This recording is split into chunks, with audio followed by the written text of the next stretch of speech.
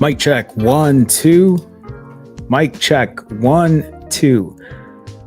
Everyone, good evening. Welcome to another Sunday night live stream.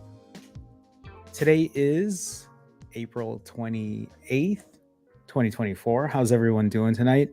Can you all hear me on stream? Just let me know. Just making sure that audio is a-okay.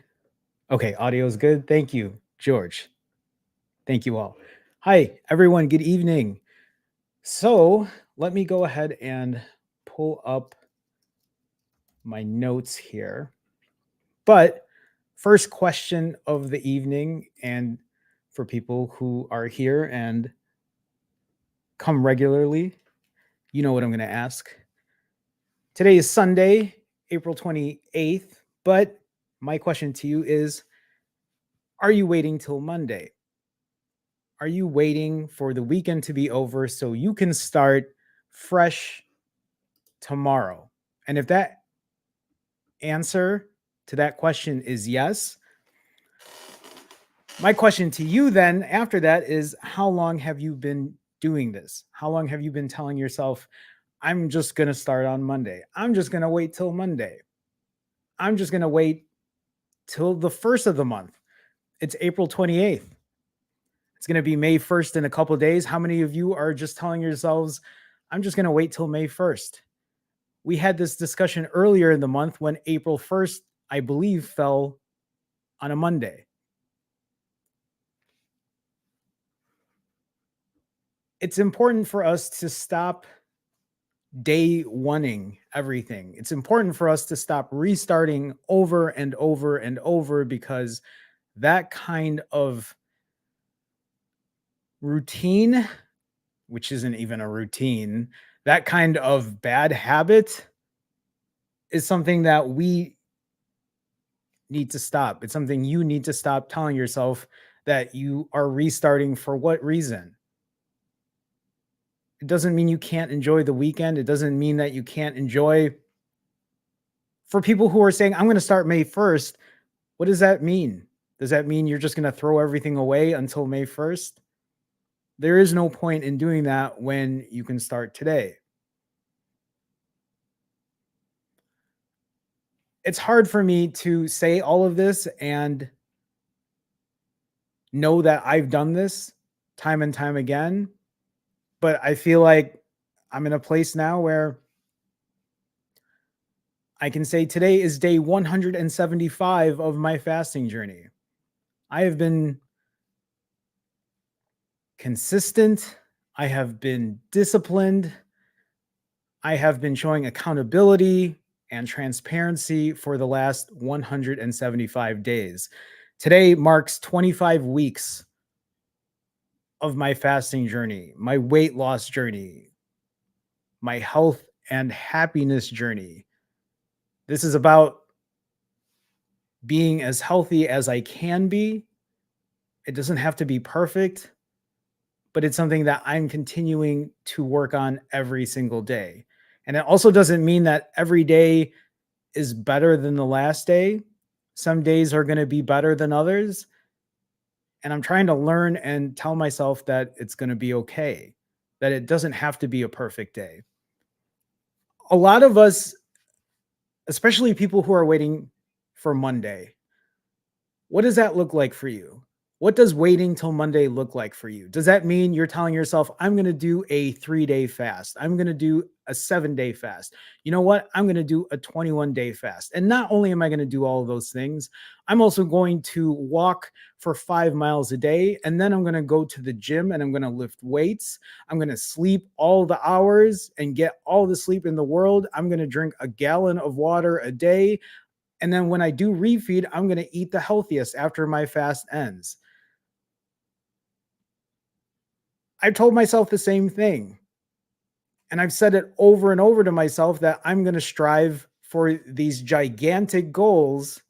And the minute that I don't want to do it anymore, the minute I mess up one thing, then I blow it all up. Is this you?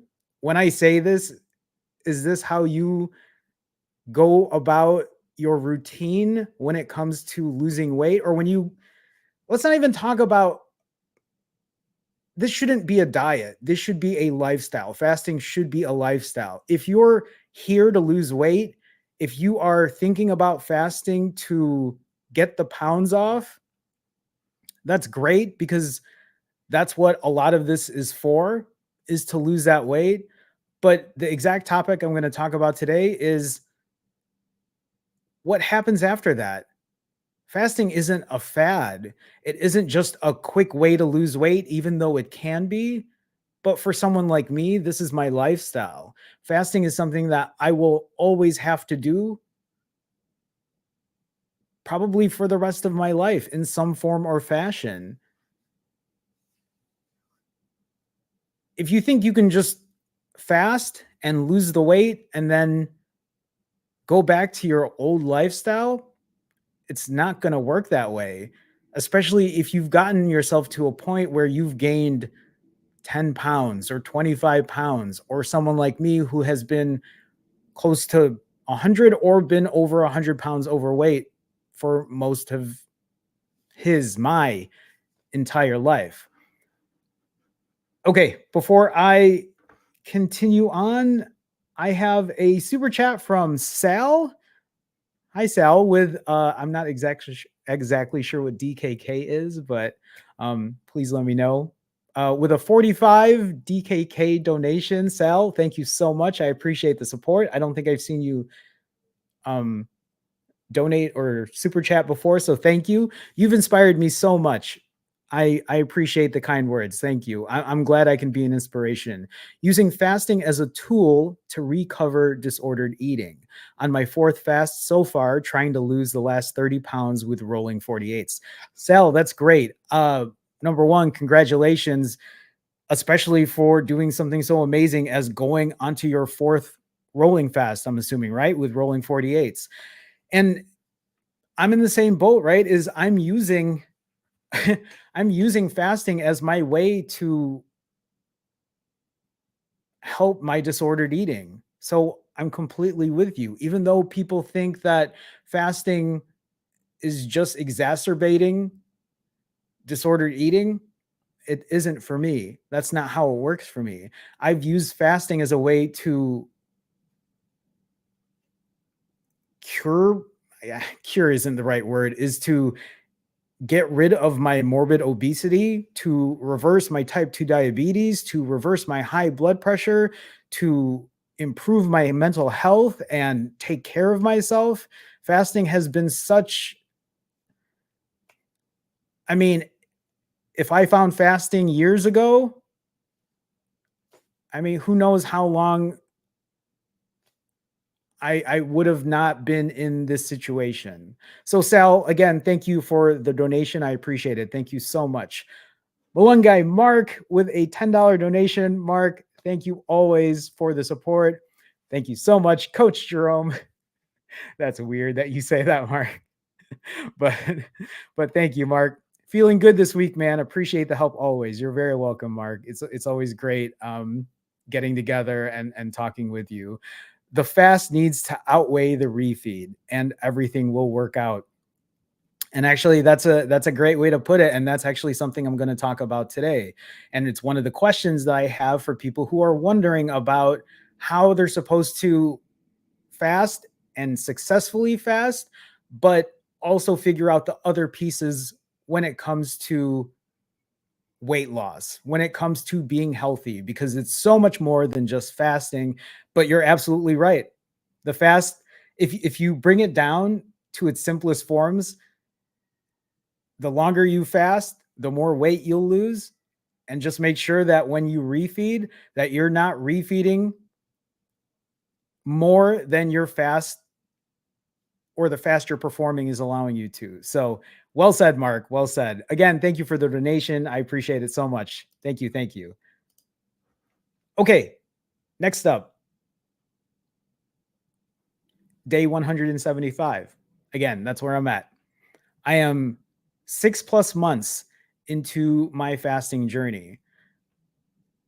At day 175, I cannot imagine saying, hello, everyone. Welcome to day one of my fasting journey again, because I'm 175 days in and I don't want to day one things anymore. I don't want to wait till Monday anymore, because that is not the place I want to be at. I want to be in a good place where I can be happy and healthy and realize that life will always continue, that the journey will always continue, that despite any ups and downs that the journey I'm on is giving me, it doesn't mean I'm going to start over. Yes, it might mean that we might fall, that we might stumble, but it doesn't mean that I'm going to walk away from what I'm doing and start over.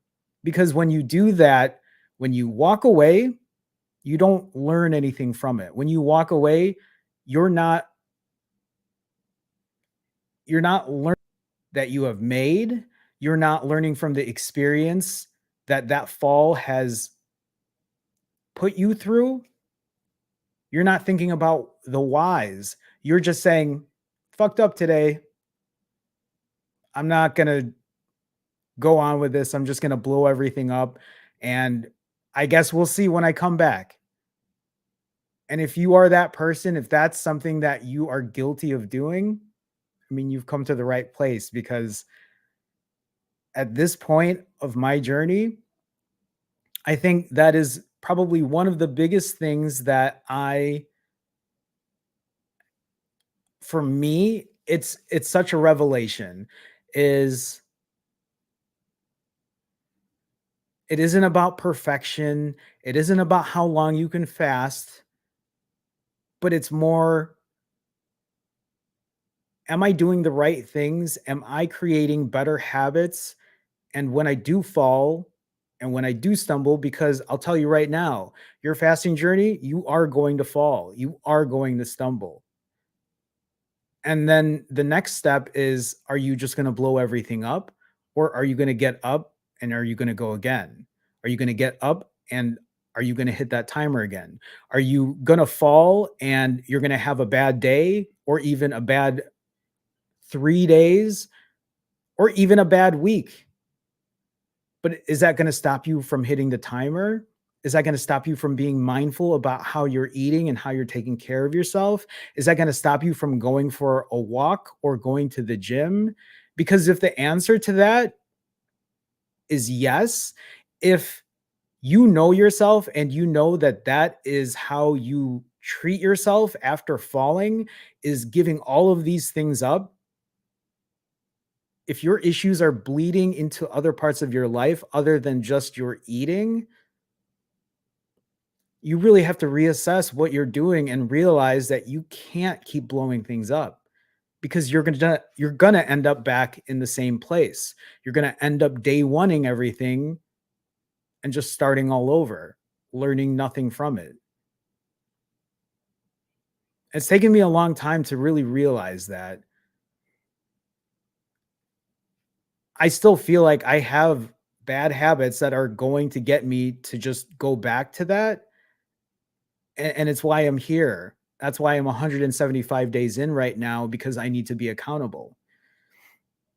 I don't do these live streams just to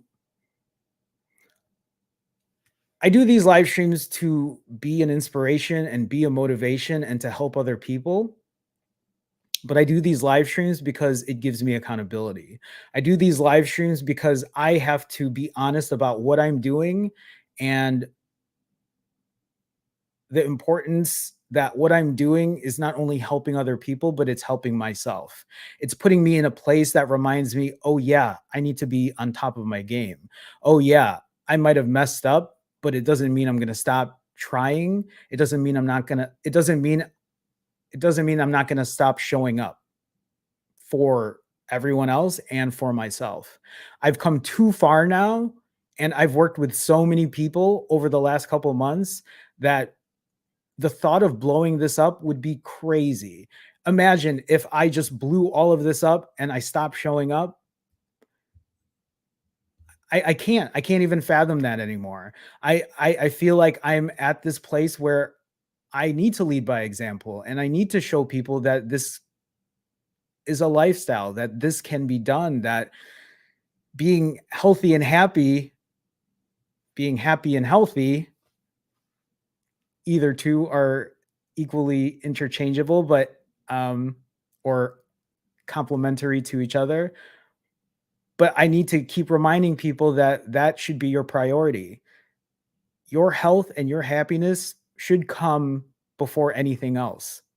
It really should. Before your job, before any kind of material possessions, your business, and in a lot of ways, your family and your loved ones. Because if you aren't taking care of yourself, if you are not taking care of your health and you lose that, what can you do for your loved ones?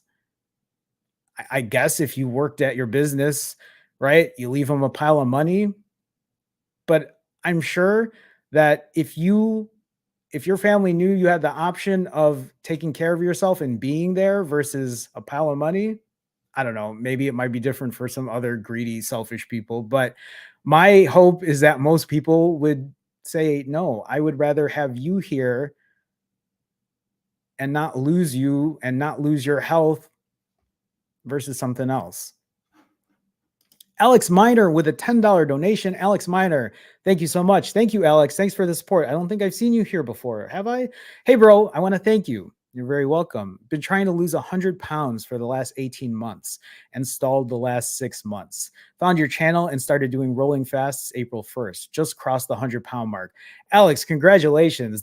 that's amazing. And that's such a long journey, and I love to hear it. That's what, 3 times longer than the journey I've been on. So, Alex, congratulations. And then again, thank you for the $10 donation. Please keep us posted on your progress.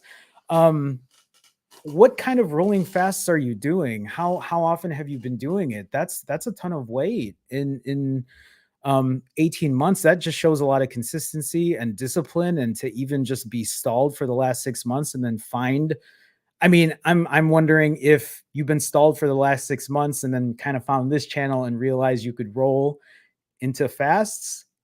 I'm a little curious how your journey's been, but either way, thank you, Alex. I appreciate the support. Thank you so much. And then a $5 donation from Reginald. Hey, Reginald Seymour. So uplifting to see you come back and show us your transformation. Thanks, Reginald. I appreciate that. It wasn't easy to just kind of come back from nowhere, but I knew I had to do it, especially if I wanted to make a change in my life. I realized that I needed all of you to be accountable. Just like I ask people to be accountable to me when they sign up for coaching and we work together. I think accountability is so important. And I really do think that that is the biggest reason for my success. The reason I lost 80 pounds in 5 months is because of you. And I know that might sound weird because you might be thinking, well, you're the one that did it. You're the one that fasted for that long. But I did it because I knew I had to be accountable. I knew I had to lead by example. Let's not forget, when I gained all that weight when I was gone for 2 years, I couldn't lose that weight by myself. I couldn't. There was no way. I tried and I could not lose that weight by myself. I needed to have someone hold me accountable. And those people are you. It's all of you that got me to where I'm at today. So I appreciate that, Reginald, and I do thank you for the support. But it goes both ways. This is a very symbiotic relationship, at least the way I see it. Is I support all of you, but I know that you support me as well. Thank you for getting me back on track. I'm glad that you're getting back on track, Reginald, and showing me that I can start over again. And really, that is the important thing. And that's something that I want to keep nailing down is, if you all saw my Instagram post or YouTube short or um, Instagram reel or whatever I posted on TikTok, whatever my TikTok, it showed the journey of 43 years of being overweight, being obese, morbidly obese. I think I shared pictures or photos there of me that I've never shared before, when I was a teenager, when I was a kid, and just how I've always been overweight and obese. And it has taken a long time to get to where I'm at today. And I feel very thankful that I'm in I'm in a much better place today. I've learned so much, and I feel like if I can share that with all of you, if I can share and continue to share my journey with all of you and the knowledge I gain from it, that's all I want to do, because it's my opportunity to help other people. I really do feel like that's where I'm at right now, is if I can help other people, if I can support them, I would love to do that. And that's why anytime I find a new revelation or something new that works for me, I'm going to share that, because if it's helpful or if it's another tool that you can add to your toolbox, and I know I'm probably saying a lot of things that I do share with people I coach, but that's how I look at it now. Especially everything new that I learn, I feel like it's a new tool in my toolbox. It doesn't mean that I'm going to be using that tool every day. It doesn't mean I might even ever use it. It doesn't mean I might ever use it, but it means that I have it in my back pocket in the case that it ever comes in handy. These are new revelations for me. And I love it, because I do feel like it is making me a better person. It's making me evolve in my strategies when it comes to weight loss and fasting and diet and exercise. But I'll get into that in a minute, especially with everything I want to share today. So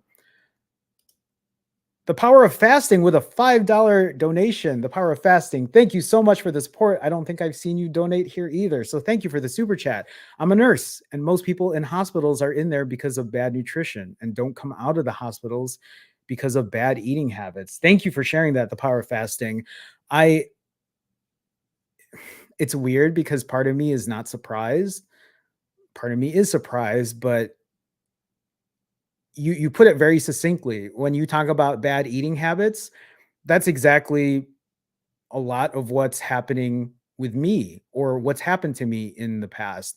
It's what I'm seeing just from a lot of people in general is we do have very bad habits, and a lot of those bad habits are either eating related or they're related in other ways where it triggers eating as a way to cope, or we're just addicted to food. So yeah, thank you for sharing that. The power of fasting. I again, I'm not surprised. I am a little surprised, but it is a very big issue that we have. And I'm guessing you're from the States with the $5 donation, right? Because it's US, but yeah, completely agree.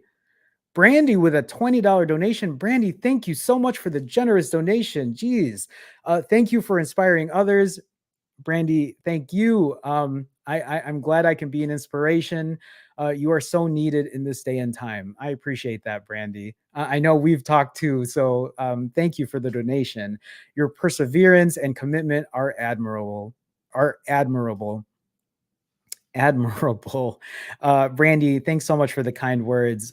I don't think, for me, it's still weird. I think that a lot of this is because I'm very inspired by a lot of you. And even the people I talk to, it reminds me that what I'm doing is helping people. And I just want to keep giving back if I can, which is why when I talk about coaching or even the consultations, they're free.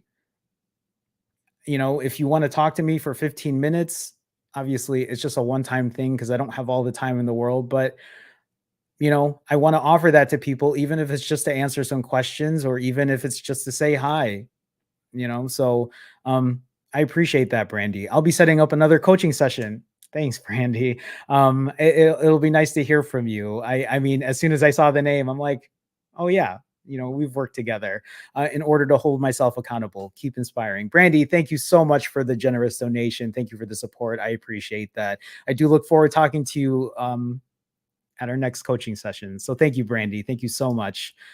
Okay, so the last thing when it comes to the 175 days of me on my fasting journey and being accountable and being transparent, the big thing for me out of those 175 days, I mean, all of those things are big, but the one thing that I keep forgetting to mention is today is day 175 without me binging.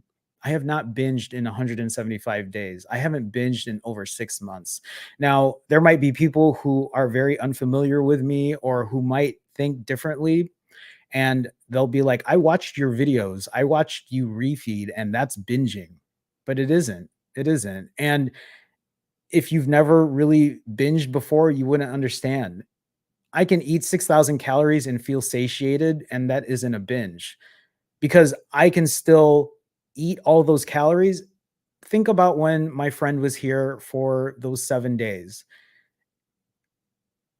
A binge for me means I do it by myself. I do it alone. I hide from other people. I don't leave my apartment. I don't do my work. I'm not being fiscally responsible. I let relationships and friendships slide. I don't answer my phone. I don't answer texts. I don't go to the gym. I don't even want to leave the outside door of my apartment. That is what a binge is like.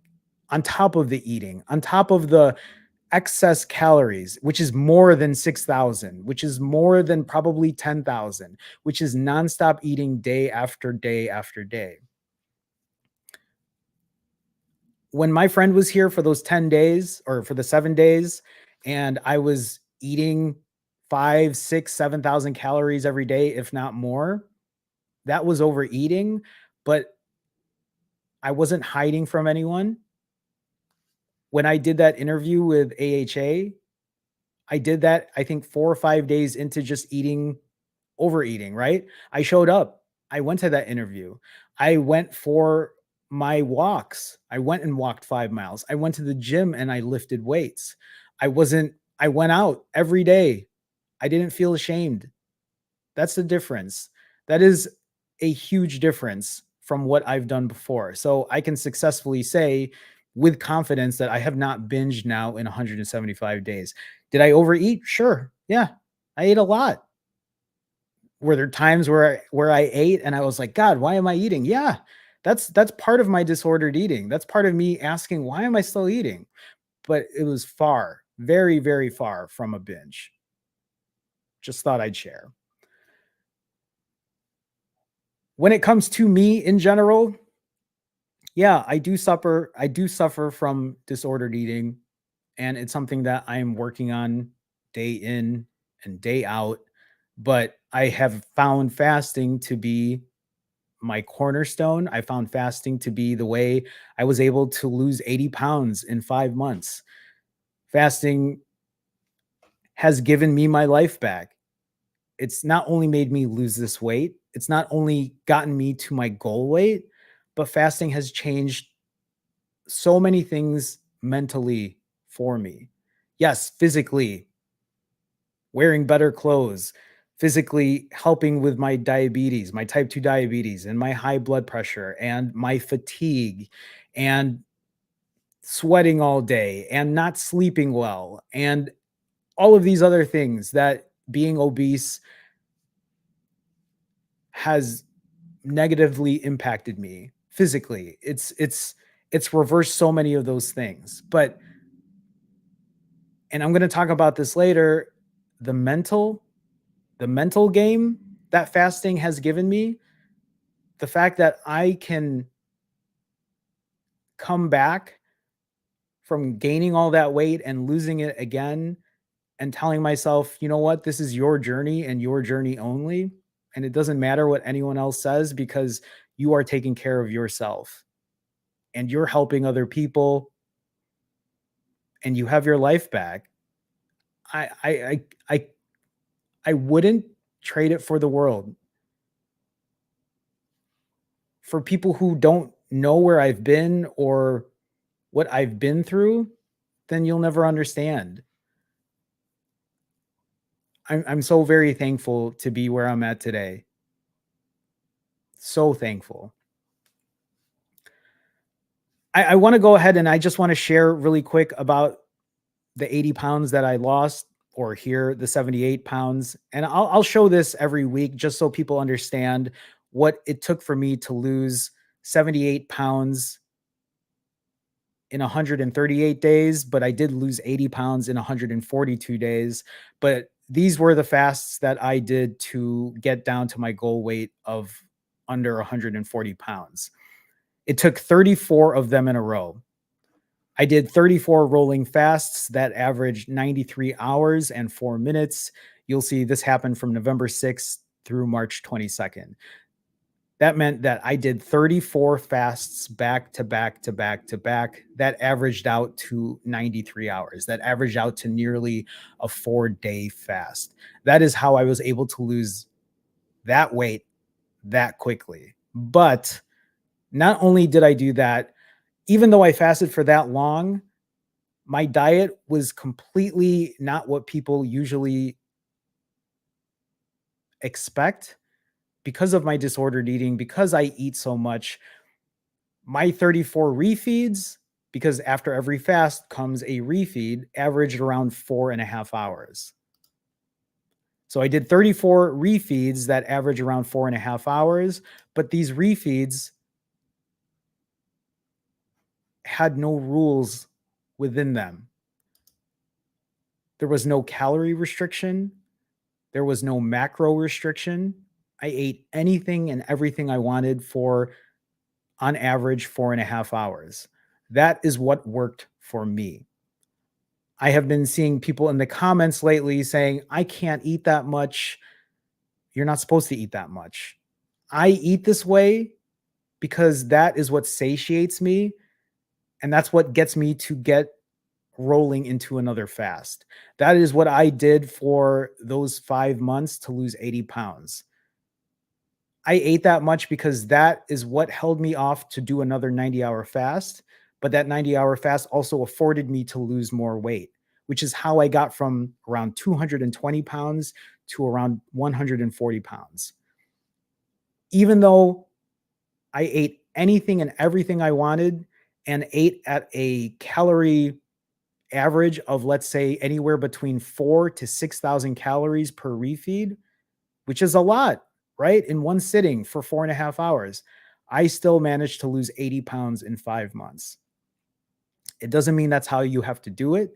It doesn't mean that you should eat anything and everything that you want.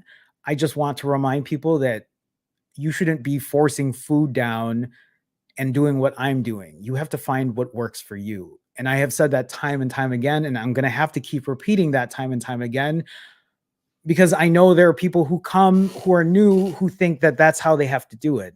You don't have to fast for 90 hours. If you're not eating 6,000 calories per refeed, you could probably fast less and still get similar results. It doesn't mean you can't fast for 90 hours, but it certainly doesn't mean you have to eat the way I do. If you are a vegetarian, eat vegetarian. If you are eating keto, eat keto.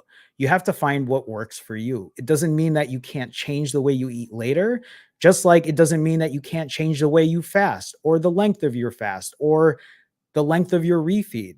These are things that you are only going to find out until you start doing it. You aren't going to know what you're capable of until you start doing it.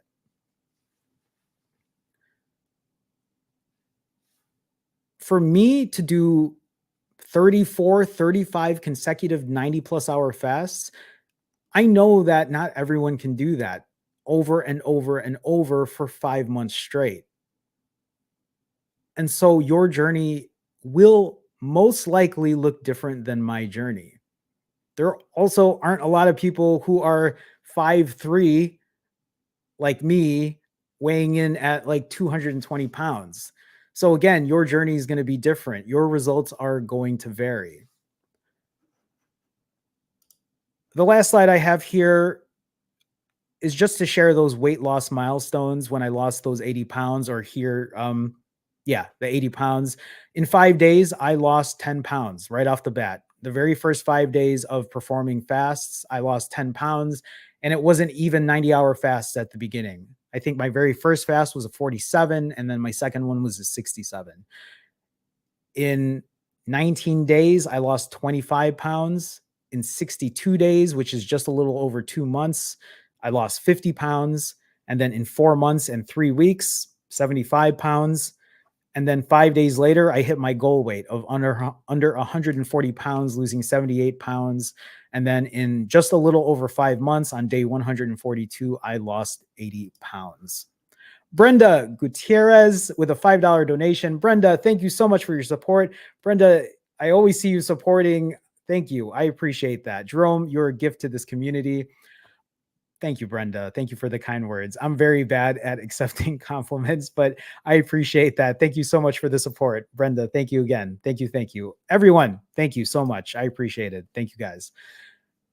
Okay, so where am I at currently? I am actually working on my fourth 65 plus hour fast. So remember, I lost 80 pounds doing 90 plus hour fasts. I think I did about 35 of them. And then when I hit my goal weight, I started doing maintenance, which meant doing 65-hour fasts, which is still fairly long. And right now, I think I'm on day 30. I'm 5 weeks. I'm over 5 weeks doing maintenance right now. And for anyone that's asking what maintenance is, it's pretty much just to keep my weight steady. Has it been steady the entire 5+ weeks? No, it hasn't. I had a friend come in, and then I took 10 days to pretty much eat anything and everything without any restrictions.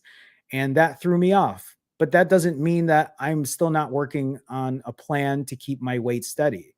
That is part of the game. That is part of what All of you need to do once you hit your goal weight is how are you going to maintain it and what is it going to look like?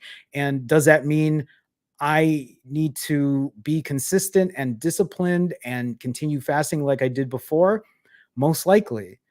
I don't think there are a lot of us that think we can just lose the weight through fasting and then go back to our normal lives thinking we're not going to suffer any consequences, because that is the furthest from the truth. I am currently 67 hours and 17 minutes into my fast. So this is me completing my fourth 65 plus hour fast back to back to back. I'll share more stats on that in a second, but right now it is time for Fit Check. If you're not familiar with Fit Check is just where I kind of show you what I'm looking like right now and where I'm at. So I am 65 plus hours fasted. I am feeling a little bit lean, even though I'm not at my maintenance weight, but I'm getting close, because again, after those 10 days of vacation, I had put on a considerable amount of weight, but I'll share that in a second. But that was only about 10 days ago, and I'm almost back at my normal maintenance range. So this is Fit Check again, just to give you an idea of where I'm at. Just a reminder, I am short. I'm 5'3". I used to wear an extra large adult shirt that was pretty tight. Before that, I used to even wear a double X when I was younger because I didn't want to really, I was trying to hide my gut. But let's be real, when I was weighing two, I mean, if you look at the thumbnail of this live stream, that was me when I was younger. And that was me probably wearing a double X. And let's be real, I wasn't hiding anything. I was big. And wearing a double X as a person who's 5'3", I mean, yeah, it just, I was just very big and short, and that was the only thing that could fit. So I say all of that because right now I'm wearing an extra large youth, an extra large boys shirt, with this cool, oops, dinosaur. That's a dinosaur, right? It's a dinosaur. Okay, Fit Check. I'm also wearing boys shorts because again, I'm short and like, yeah. So just real quick.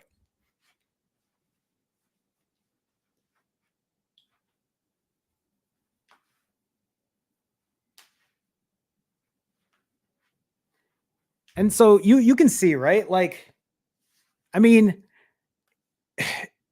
here's the thing is I'm 43 years old and I know I don't have a perfect body. And let's remember that I used to weigh 100 plus pounds more than where I'm at, right? Um, I have loose skin. That's a question I get asked a lot, is I do have loose skin, and I have a lot like here on my lower stomach, right? Which is right here. Sometimes if I pull, which is funny, but if I pull it up this way, then it kind of hides it a little bit, right? But again, if you're unfamiliar, go to Target and go pick up a youth large or a youth extra large and then hold it up, and then you can maybe realize how small this is on me. But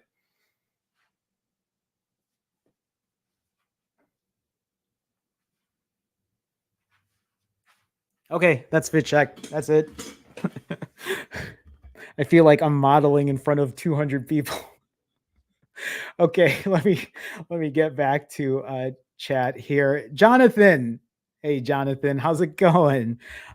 Jerome, I'm looking forward for coaching tomorrow. I just spoke to Jonathan earlier today. Jonathan, it's great to hear from you. Jonathan, thank you for the donation. I appreciate the support. By the way, did you get the payment? I did. So thanks, Jonathan. I appreciate that. I will I look forward to our session tomorrow. Didn't get a receipt in email. I just want to make sure you got paid. I did. Actually, I appreciate you saying that because that's something I need to look at, because I think someone else sent a double payment and I had to refund it because they didn't get a receipt. So Jonathan, I did get it though. So thanks so much. I appreciate the support. Thank you. Also, Spike. Hi, Spike. How's it going? With a $20 donation, Spike, with a huge donation. Thank you for the generous donation.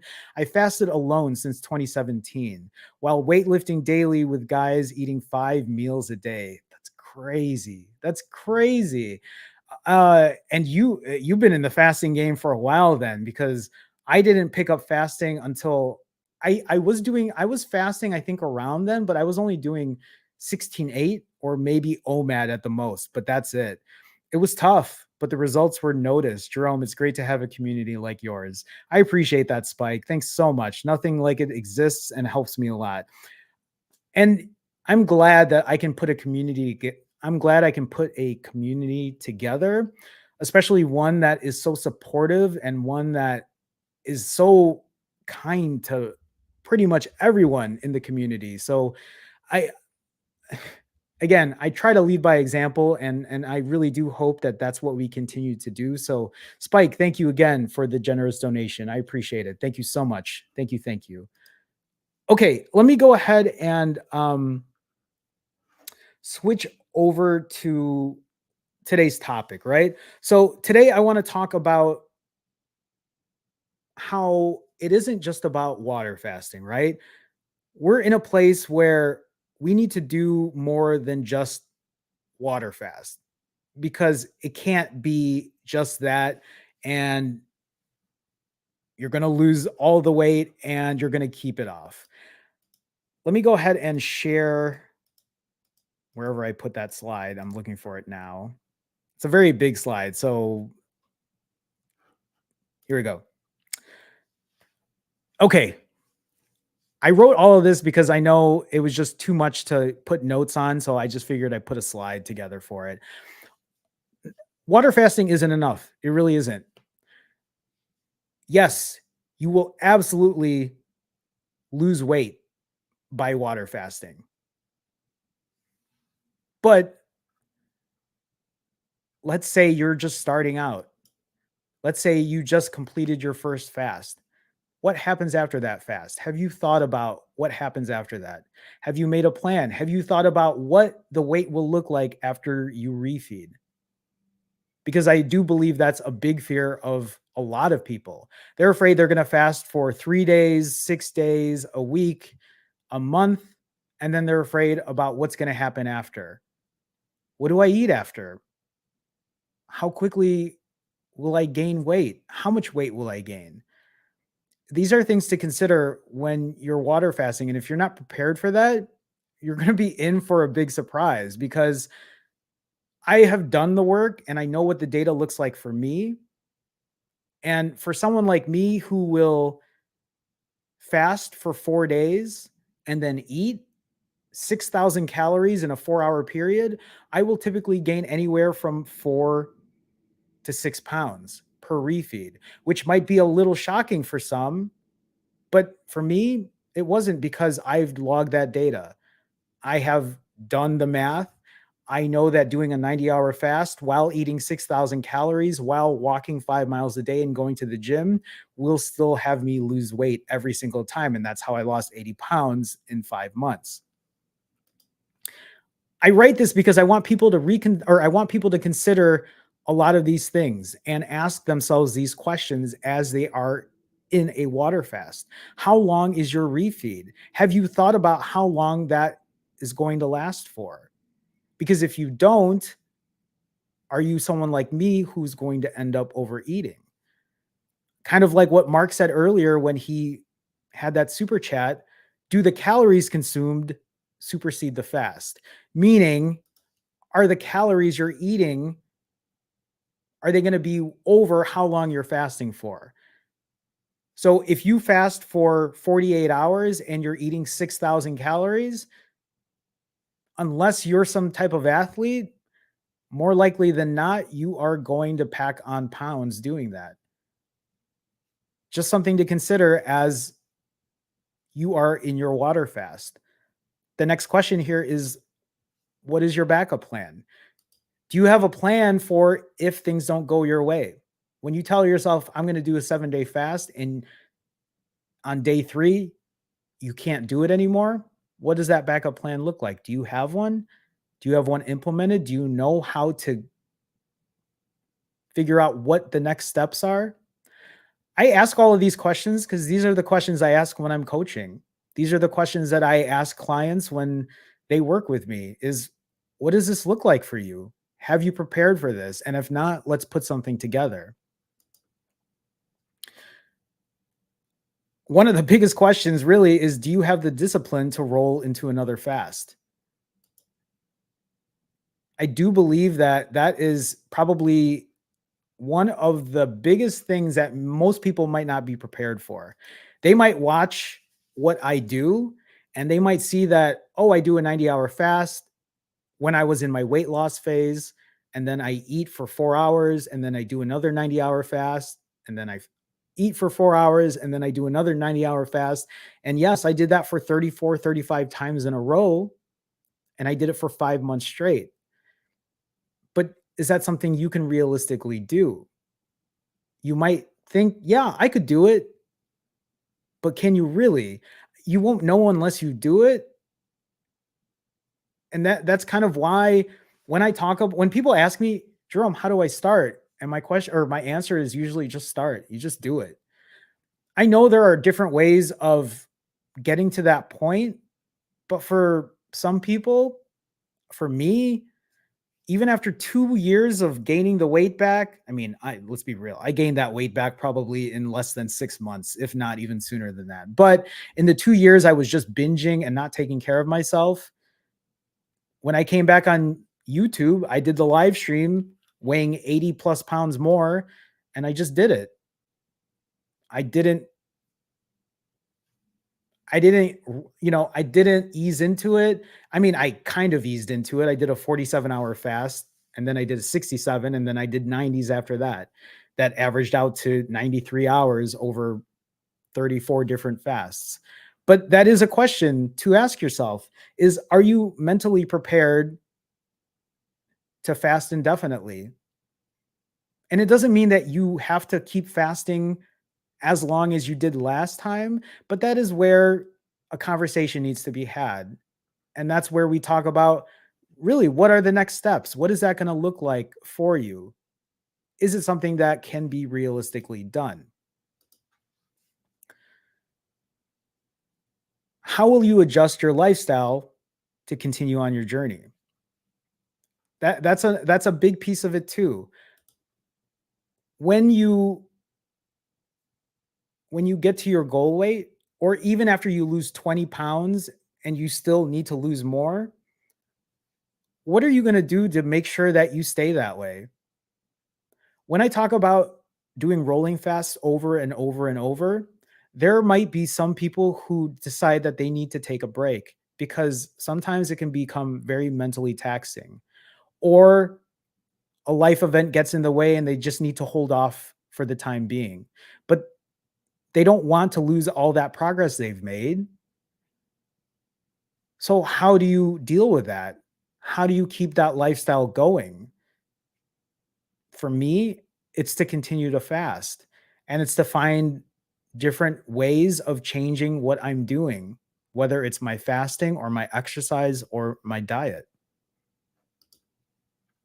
I keep hitting the wrong button here. Cardio's more than weight loss, strength training's more than muscle. I know this sounds weird, but I wrote this because that is how I see cardio and strength training. I look at cardio as, yes, definitely a way to get some excess fat off of you, to get your body to expend more energy. But cardio for me, going for my walks every day is enjoyable. It it is weird to think about the 2 plus years and even before that when I just ate like shit all day and I laid around and I did nothing and I didn't even want to leave my apartment. I can tell you there were so many times where the thought of even going outside didn't seem appealing at all. I didn't want to do any of that. And today, I can't imagine not leaving my apartment. I can't imagine not going for a walk.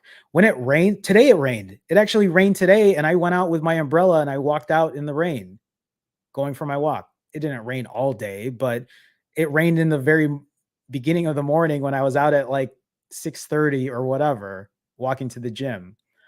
I really enjoy going out there and I enjoy just being out in fresh air, being out in the sun, even though it wasn't sunny today, it's still nice being out. And the same goes for strength training. Like, it is about muscle, it is about gaining muscle and, just all the benefits of strength training and weightlifting. It's great, but I also love doing it because I don't know what it is. It just gives you there's some joy in it for me. It feels like it's just part of my daily routine, and I know that might not be everyone's cup of tea, but I think if you can start associating cardio and strength training to become just a natural part of your regular activities, and I don't know if it's endorphins being released when you are being physically active, but I feel like that's where I'm at right now. I feel like I'm at a place where I love going for walks. I love being outside. I love going to the gym. I love picking up heavy stuff and putting it back down and then picking it up again. It's just very enjoyable. And maybe for some people who are thinking that they just need to fast, maybe that's what it is at the very beginning. But I'll tell you this, if you start incorporating a walk, strength training, or a mix of both, you'll start to realize that if you're 27 hours fasted, right? Let's say you're 27 hours fasted, you get up in the morning and you go for a walk. Think about that. Your body is now just using excess storage for energy. Sometimes when I go for a walk, that's what I think about, especially when I first started this journey again. When I was 60 hours fasted or 80 hours fasted, and I was going for a walk or I was going to the gym, I was like, my body's using fat for energy right now. That's all it's doing. It's using fat for energy. And the thought of that was such a motivating factor for me. So think about that as you are on your journey. And then you'll realize, even just like getting up for me, first thing in the morning, I go to the bathroom, I step on the scale, and I leave my apartment. I don't even think about doing anything else. That is my routine. That's part of my day. I just get out there and do it. And I can't think of doing anything else but that every single morning at this point. I did say here the sun and the fresh air are your friends. And I already kind of talked about how relaxing and enjoyable it is to just get out and do something. And then there's the importance of sleep. For me, that is still something I'm working on. Yes, I still log my sleep every day.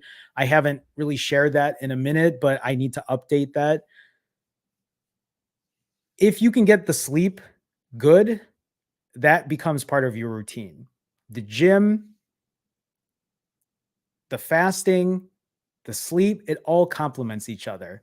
I think the combination of all of those things really gets the pieces where they need to be. But for me, I do think that one of the biggest pieces here is the mental game.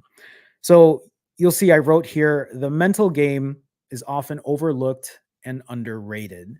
And I truly believe that. I think people always talk about here's how you're going to lose weight. Here's what you need to eat. Here's how you need to exercise. I don't really talk about a lot of those things. I don't talk about what you should eat and how you should eat, even though I do think it's important. I definitely do think it's important. But you also know that I kind of eat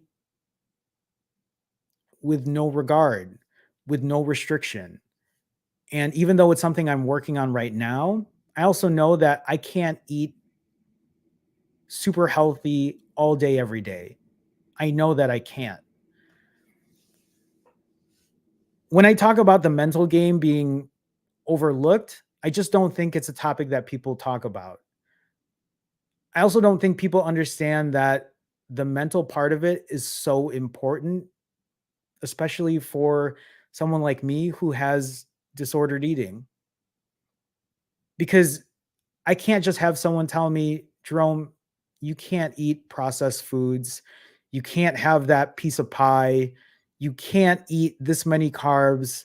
Because the moment someone tells me that, I don't know what it is with my brain, but my brain says, okay, well, now I'm going to eat all of that. And how dare you tell me I can't eat what I want to eat? Same thing if someone told me you can't eat this many calories. I can't. And anyone that I have coached, anyone that I have talked to, I know they can attest to that. I have never told anyone this is how you need to eat. This is what you should do. This is how many carbs you should have. Never. I always tell people you have to do what works for you. You have to realize and kind of go head to head with your brain and figure out how am I going to make sure that I do take care of myself and I do evolve in the way I'm eating. But right now, maybe what I can't do is the food part, the diet part, but I can do the fasting part, or I can do the exercise part. Or maybe you're really good at the food game, right? Maybe you're really good at your diet, but the fasting part is hard. These are the levers that I'm talking about. And these are the things that honestly, only something where you work one on one or maybe as a community, right? But a lot of these things are very personalized and a lot of it takes time to figure out what works and what doesn't. When it comes to the mental game, though, there are triggers. And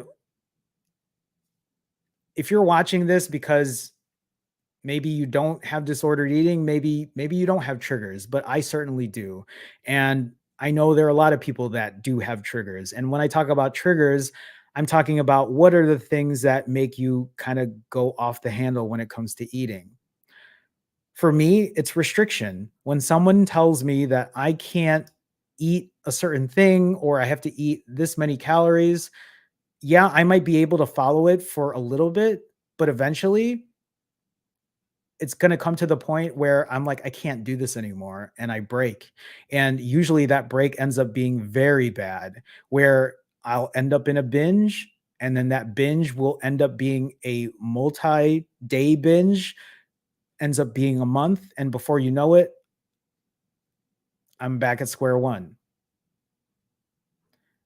That is a trigger for me. Triggers might be different for other people. Triggers might be friends or family or other loved ones peer pressuring you to eat, making you feel guilty about not eating because you're fasting. That could be a trigger. Other triggers might be watching people eat, even though for me, watching people eat helps me. The smell of food, there are just so many different triggers. And there's nothing that science can really just right? A YouTube video isn't just going to tell you how to deal with that because that is going to be very different for everyone. Everyone has different triggers and it's about handling that. And it's actually about talking about it and figuring out, okay, I know this triggers me. So what can I do to fix this? What can I do to overcome it? How can I get over that hurdle? And you're not going to know until you do it. You're not going to know until you actually sit and talk about it and have that discussion. Because if you just keep pretending that you're going to figure it out on your own, you're just going to keep repeating the cycle and you're just going to keep doing the same things over and over and over again. Val with a $5 donation. Val, it is great to see you again as always. How's it going, Val? Thank you for the support. Keep up the good work, bro. New hat? No, I've had this hat for a minute. I think I've worn it in a lot of live streams. This is actually currently my favorite hat, but I have a new favorite hat coming soon, a couple months. What do I mean by that? I don't know. Val, thank you for the support. I appreciate it. Thank you so much. Thank you. Thank you. Okay, let's get back here. So, when it comes to triggers, that's kind of what I'm talking about. Obviously, there's also many of us who emotionally eat. We eat when we're sad. We eat when we're happy. We eat when we're bored. We eat when we're upset. I've said this a lot, but if you were to take every single emotion and write all of those different emotions down and wrote how you react to those emotions, for example, if you're happy, you celebrate. If you're happy, you're very talkative with friends. If you're sad, you might be quiet. You might want to be isolated. If you're bored, You know, you can think of things that how you react when you have those feelings. But I can almost certainly tell you with all of those emotions that you write down, almost every single one, if not every single one, will have food attached to it. Or maybe someone like me who just uses food for everything. Food when you're happy, when you're sad, when you're bored, when you're upset. And what I am trying to do, or at least help with a lot of people, is start disassociating food with all of those emotions. It doesn't mean that you can't have food or use food to celebrate when you're celebrating and you're happy and you're joyous. But it also doesn't mean that you have to use food when you're sad or you're upset or you had a bad day at work or a number of other things. It's about learning how to disassociate yourself from those habits because those are the bad habits that we need to start pulling ourselves away from. Trisha, hi Trisha, with a $2 super chat. Trisha, thank you so much. Thank you for the support. Thank you for always being such an inspiration. I appreciate that, Trisha. Thank you. I appreciate that so much. Thank you all for the support. It really does mean a lot to me. Thank you. Thank you. Lastly, there is the addiction to food, right? We might have some triggers. We might have emotional eating. We might have very unhealthy ways of dealing with our emotions that then associate to food. But there's also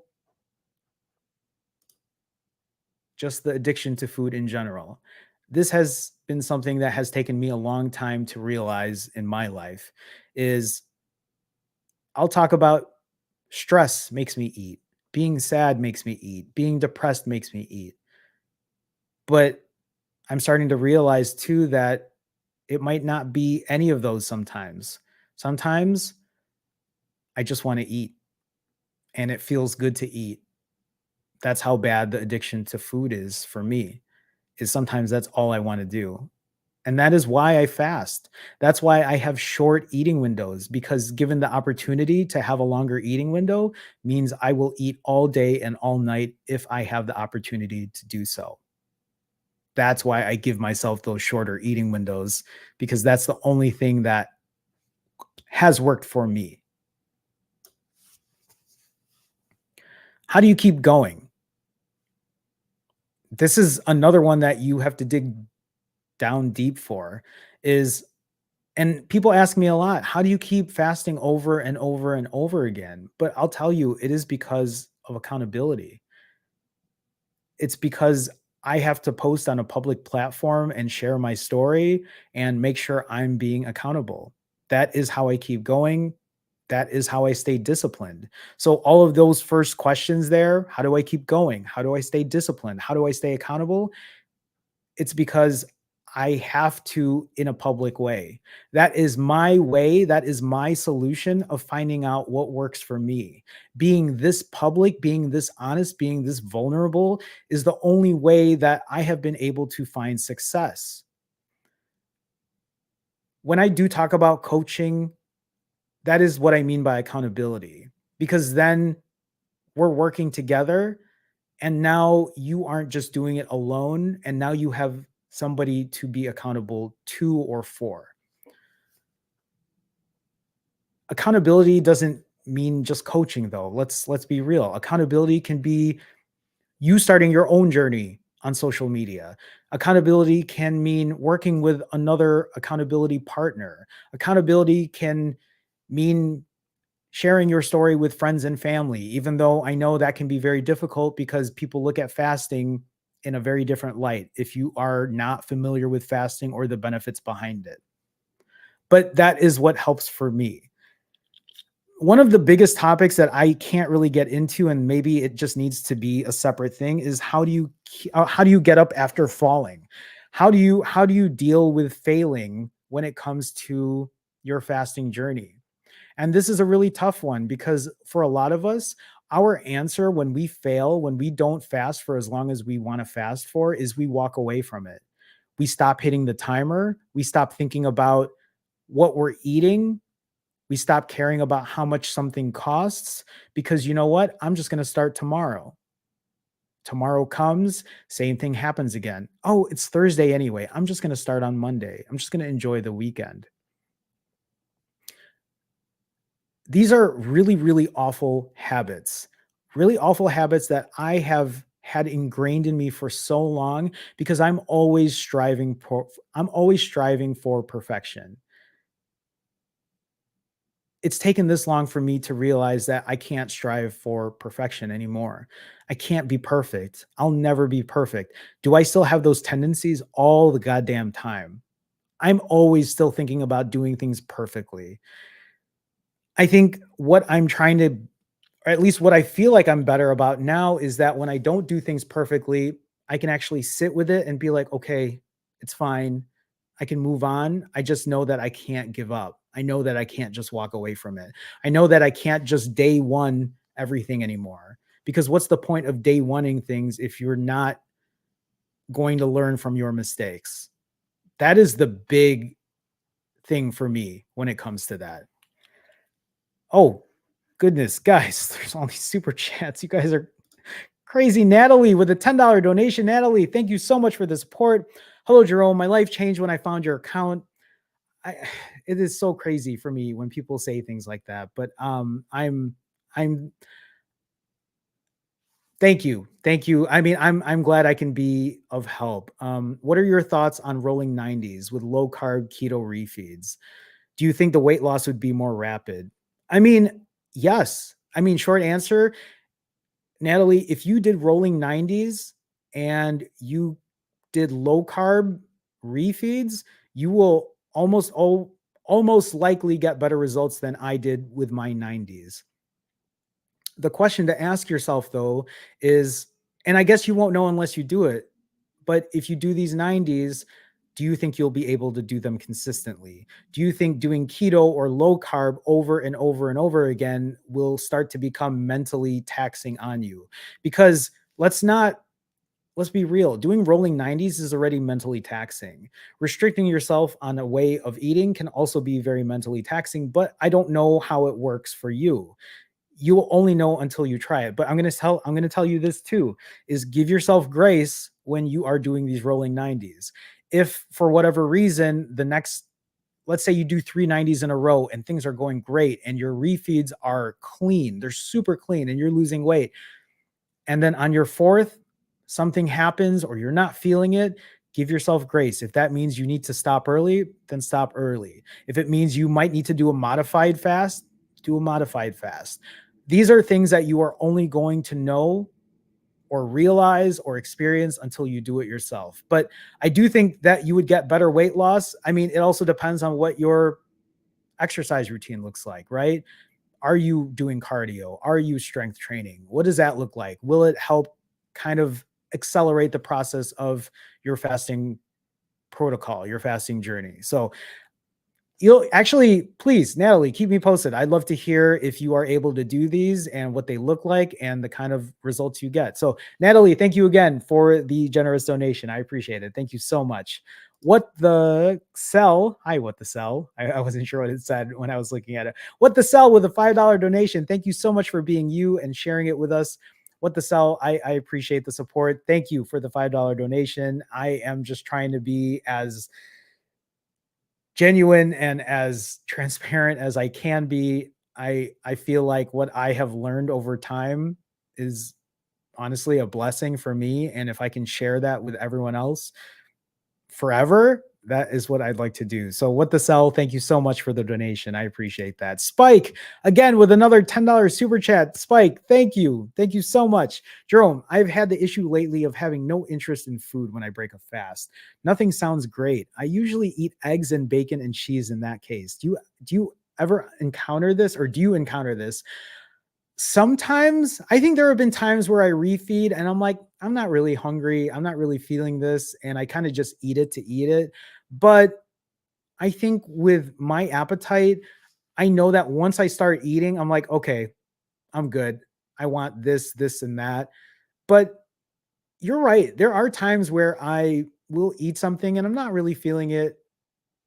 I will say there are more times though when I do refeed and I'm out and I'm not happy with the refeed. Those are the worst for me. So I think it's a little opposite than what you're saying.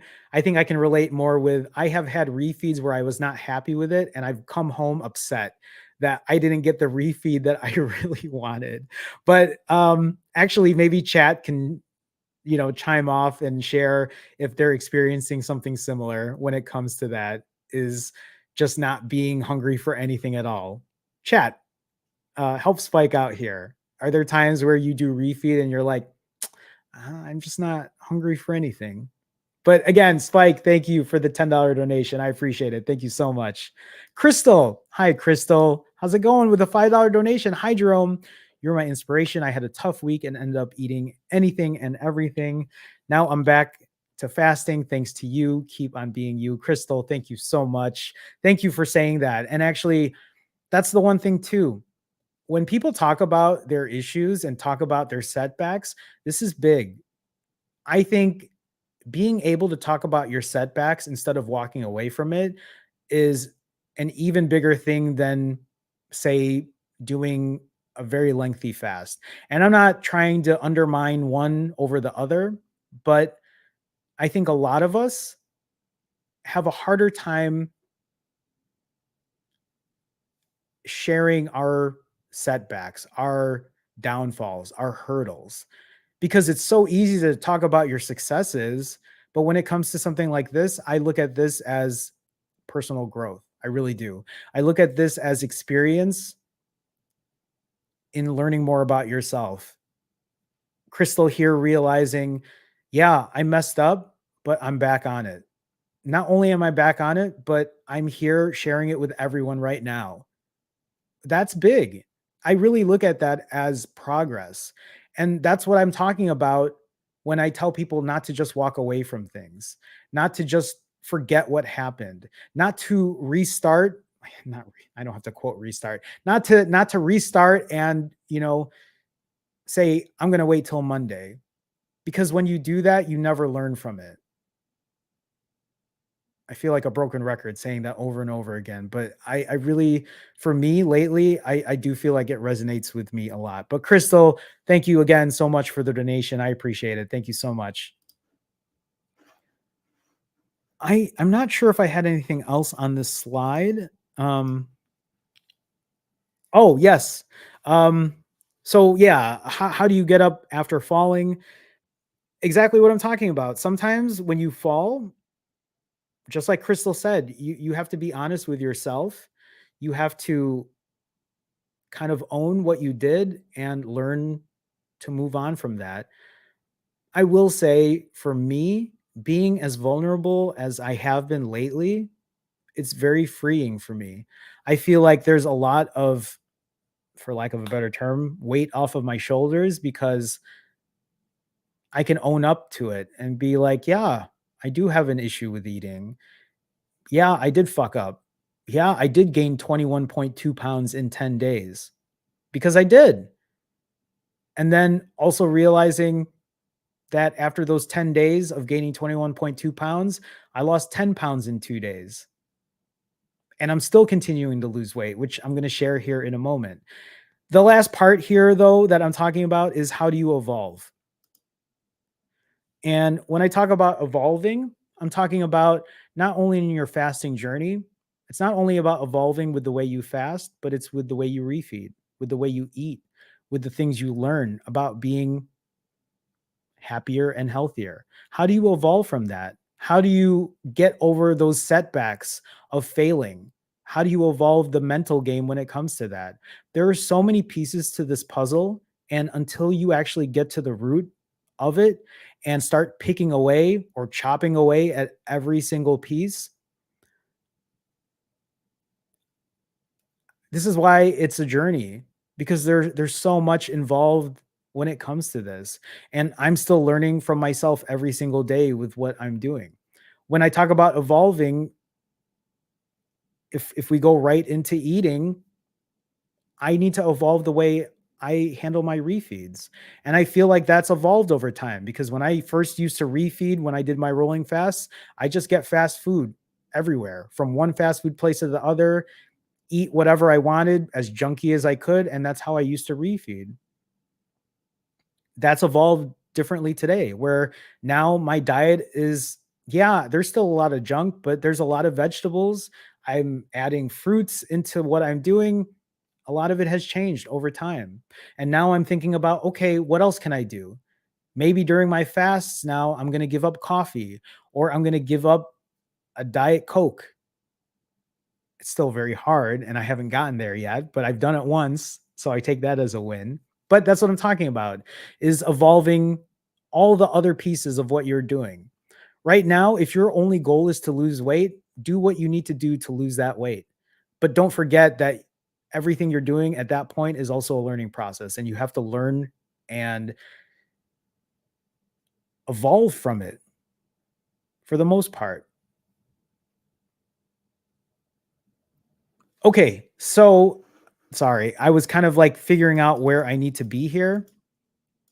And I'm just going to share really quick where I'm at with a lot of things. I want to share again the 10 days I was on vacation where I gained 21.2 pounds. I went from 138 to 159.2 in 10 days.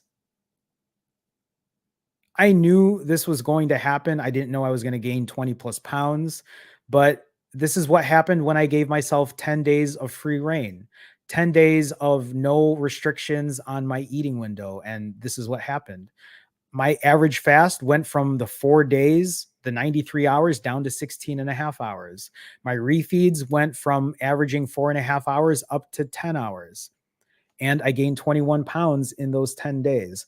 I want to talk about this really quick too, because I want people to remember that those 10 days out of the 175 days I'm in right now is just a very small blip on the radar.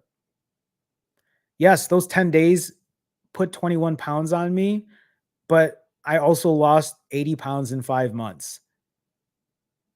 Those 10 days for me, I feel like is experience in what I'm doing and learning from it. And the fact that I filmed everything that I ate and shared my feelings is personal growth for me. That's me being honest with myself instead of hiding. And I think that's such a huge win. The fact that after those 10 days, I went right back on my plan to do 65-hour fasts is a win for me. The fact that I didn't try to counterbalance and go back to my 90-hour fasts and instead stay on my 65-hour maintenance plan is a W for me. It's a win for me.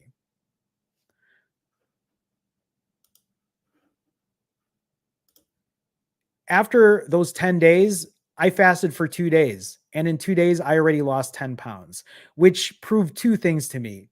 One, the 21 pounds was bullshit. A lot of that weight was water. Two, losing 10 pounds in 2 days was also bullshit because a lot of that was also water. So many of us are afraid of the scale. So many of us are afraid to step on the scale because we're afraid that the 3 days we fasted, the 4 days we fasted, the day we refeed and we gain 4 of those 6 pounds we lost, I think in our heads, a lot of us think that we just gained almost all of the weight back, but that's not true. I didn't gain 21 pounds of fat and I didn't lose 10 pounds of fat. I didn't gain 21 pounds of fat in 10 days and I didn't lose 10 pounds of fat in 2 days. That is not how it works. That is not how it works. Stop looking at the scale like it is the end all be all end all. Which one is it? Be all end all, right? Stop looking at the scale that way. The scale is a tool, it's a way to look at measurements, it's a way to maybe gather insight, but it does not mean that you are automatically gaining 21 pounds of fat in 10 days and losing 10 pounds of fat in 2 days right after, because that is not how it works whatsoever. When it comes to my maintenance plan, I am now 38 days into it.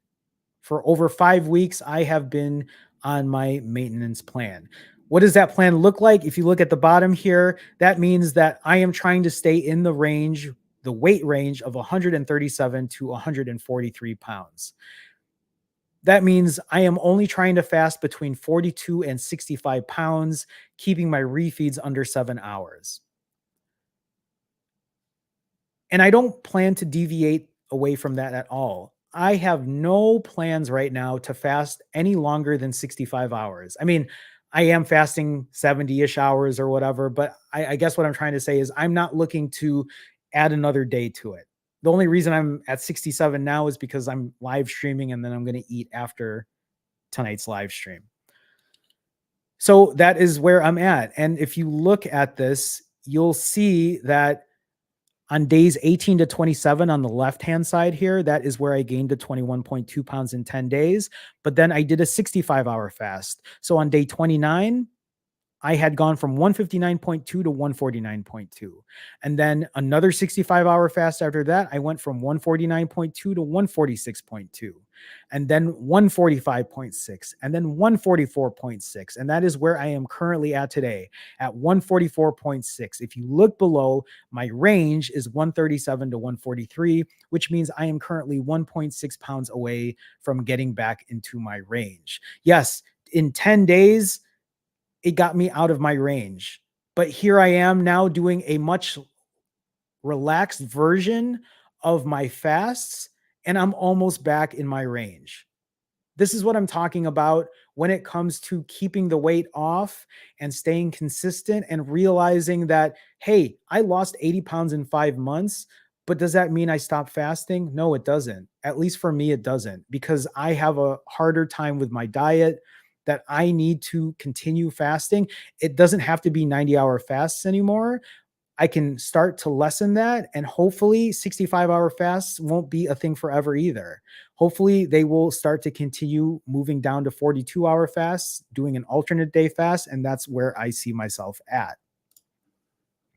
So I'm going to break this down into how I've been doing this. So after I gained the 21.2 pounds, this is what I weighed in after every single refeed. On day 27, that is when I gained the 21.2 pounds. I was 159.2. Oh, I think I did this wrong. But after the first 65-hour fast, I went down to 153.4 and then 151.2 and then 150.2. And then when we move to the next slide here, after being 1 day fasted, you'll see again, every single 65-hour fast I have done, after 1 day fasted, I have lost more weight than I did the way before. Does this look familiar? This is exactly how my 90-hour fasts were. The exact same thing, except this is me now doing it at a slower pace. And then after 2 days fasted, after completing my 65-hour fast, I went from 159.2 down to 149.2 after the first 65-hour fast, and then 146.2, 145.6. And then today, after completing my fourth 65-hour fast, 144.6. Again, what I'm trying to get at is the system works. I have found my fasting number. I found that when I did 90-hour fasts, after doing 34 of them, I was able to lose an incredible amount of weight, 80 pounds in 5 months. And then now, even lessening the fast from 90 to 65, I am still losing weight. And it might not be at the same pace, but I have no rush at this point. I'm almost back at my maintenance range. I'm feeling good. I'm still able to wear the clothes I'm been wanting to wear. I'm not hiding from anything. I'm going out and I'm enjoying my time. I'll give you a perfect example. And I was out yesterday with my cousin, went to a birthday party, went to a bar. People were drinking. Later on, people were eating. I was fasting yesterday. That's me being disciplined. I did not have anything. I was jealous because people were having beer and shots and eating whatever. But I went out to be with my cousin and spend some time with him and just do my thing, right? And know that I couldn't eat because I was going to eat today, because I know that I have to keep on with my system. Now, it doesn't mean that in the event I did eat, it doesn't mean I just blow things up and start over again, right? But I know that what I'm doing, I have to be very consistent and stay on it. And so that's kind of where it put me. That's all I had when it comes to the slides. So I guess at this point, what I want to do is Q&A. So Mad Solar, uh, I guess I'll go with any questions after his. But I will, if you have questions, please ask them now, and I will start answering them from Mad's question down. At this point of at this point of I've lost my train of thought. At this point of the stream, I want to go ahead and I want to talk about coaching. So again, coaching is something I do offer. Coaching is something where we talk one on one and we kind of go through a personalized way of finding out what works for you. We talk about plans and strategies and figure out what your schedule looks like. And if there are any hiccups that might be in the way, answer questions about your refeeds and your diet and really figuring out what works for you. But also, it's about accountability. It's about making sure that you show up and that you have somebody to be accountable with, to be accountable for. If you are interested, you can look at the link in the description. There's a link here as well, but feel free to look at that just in case you are curious about any types or any types of coaching, whether it's fasting, weight loss, or accountability related. Again, you can find the link in the description. Lastly, I also want to mention that I do have a group coaching session for fasting. So as a group, it's something that I do offer on Wednesdays. This Wednesday, I won't be doing it, but I usually do them 3 times a month. And if you are looking for something different, I do live streams Wednesday nights, but you have to be a member. You have to be part of the Finally Fasting family, Finally Fasting membership. There is also a link in the description. You do have to sign up for the autophagy tier if you want to be part of that. We've had some really good sessions these last couple weeks, and I don't think it'll be any different. So feel free again to look at those options if it's something that might help you in terms of losing weight, being accountable, or just fasting in general. So that's all I got. I guess I'm going to start with this question. Mad Solar is asking if my penis got bigger. I Here's the thing is I don't think it got bigger per se. I just think that the fat I had on me made it look smaller. Does that make sense? I feel really weird answering this question, but it is a question, and I know that is a question that people do think about. So in a way, it looks bigger. I mean, I'll be honest, I can definitely tell, but I do think it didn't just get bigger. It just there used to be a lot more fat there than there used to be. Wow, what a weird question. I can't believe I answered that. Mad Solar, thank you for the question.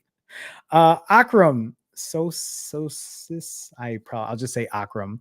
At which weight you noticed a real change in your belly and love handles? That came. I don't. I mean, it came later, but I probably still had to lose maybe 30, 40 pounds for it to really notice. Also, Akram, it's going to be different for everyone. I'm also 5'3", and I weigh 220. So depending on your height and your weight, it's really just going to depend. Also, people lose fat in different places than other people. So yeah, but for me, that's kind of where I was at. DMMMX1 with a $20 donation. Mark, right? I believe it's Mark. I don't think I forgot that. Thank you for such a huge donation. Thank you for the generous donation. I'm sorry that you're late, but it's so nice to see you. I feel like I haven't seen you in a minute. Thank you again for the donation. I appreciate it. Thanks so much. I'm sorry that you're late, but you can always watch the replay, right? So it's nice to have you here while you're here. So appreciate you being here. And thank you for such a generous donation as always. Thank you, Mark. Thank you so much. Abdi with a $5 donation as well. Thanks for keeping us motivated, Jerome. You're very welcome, Abdi. Thank you for the support as well. It's nice to see you. It's nice to see a lot of regulars here. I appreciate that. Thank you so much. And Andre with a $20 donation. Jesus, you guys are so generous. Mark, Andre, and then everyone else who donated such huge donations earlier. J-Man, I really look forward to planning out my refeeds. It gives me something to look forward to as I plan for it.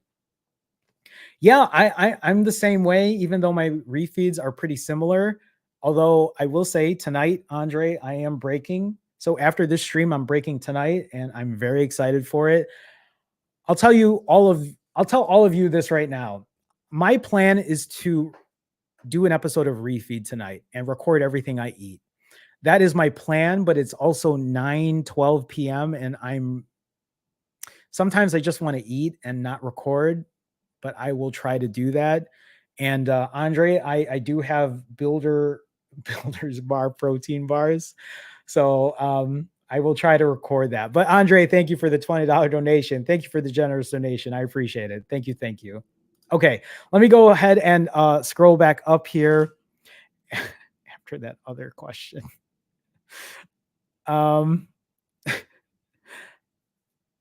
Smells like OTR. Hi, smells like OTR. How do you not get tempted in breaking your fast so consistently? Experience. Also knowing that I have goals to achieve, like I showed earlier on my slides.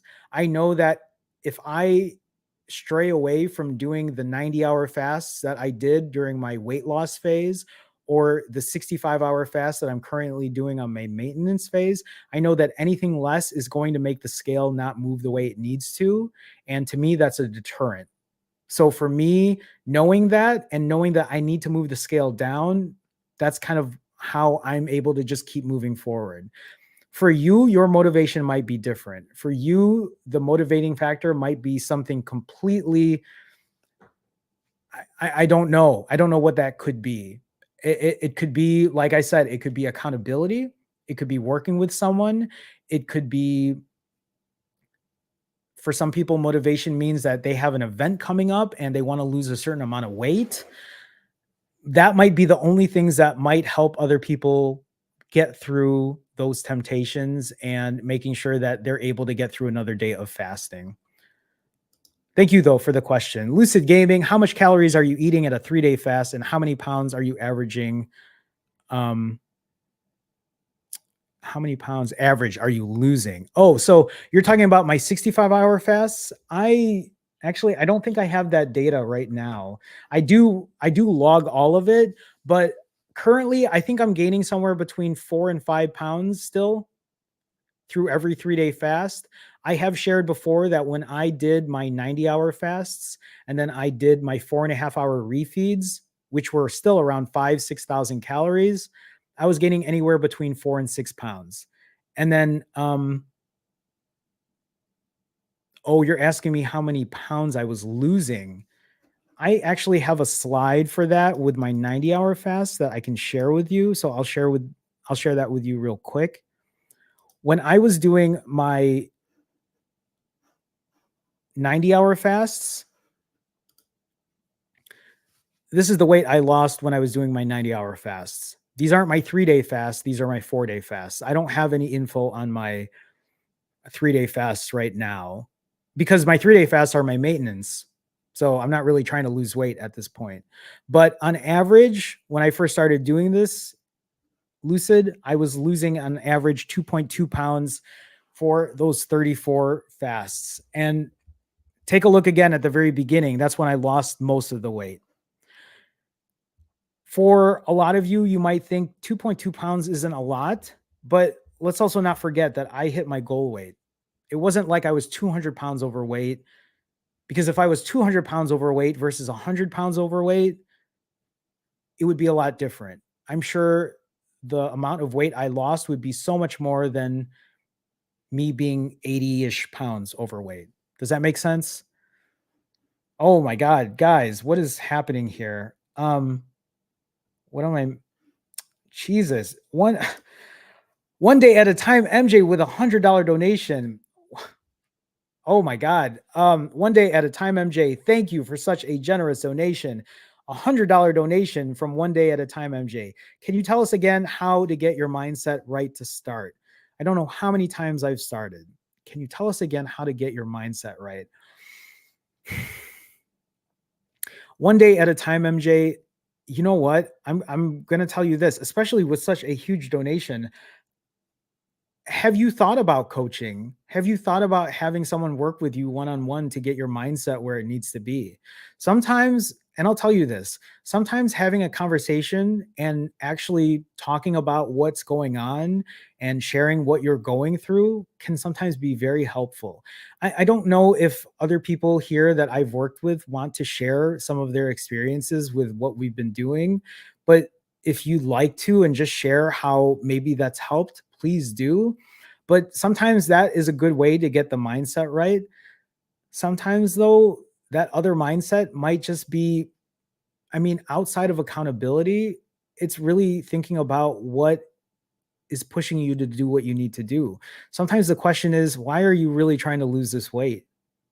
I mean, if your only purpose is to lose weight, sometimes it needs to be a little more than that. Sometimes it needs to be more like, what health things do you have going on and you don't want to get to that point? Is something in your family, right? Is something in your family like diabetes or heart disease? Are those things that run in your family that you know you don't want to get to that point? And sometimes that is helpful in getting your mindset right. But there's just so many. I'm really trying to think of other ways. And please, if there's anyone else in the chat that wants to share the mindset and getting it right, because the only thing that I can share with you is, for me, the way I got my mindset going was the accountability and was to be as brutally honest as I could be on here. Hell, I just answered a question about my penis. But you know what? I'm just trying to be truthful about what I experience and how things are, which is just weird, a weird way to segue into the mindset and into really getting things right and knowing what you need to do to keep moving forward. I'm really thinking about this because I'm trying to put myself in that situation, because my mindset was not where it needed to be in those 2 years I was gone from YouTube. In those 2 years, all I could think about was binging and hiding. And the more weight I gained, the worse it got. The more secluded I want to be, the more secluded I wanted to be. And it came to the point where I had people who wanted nothing to do with me.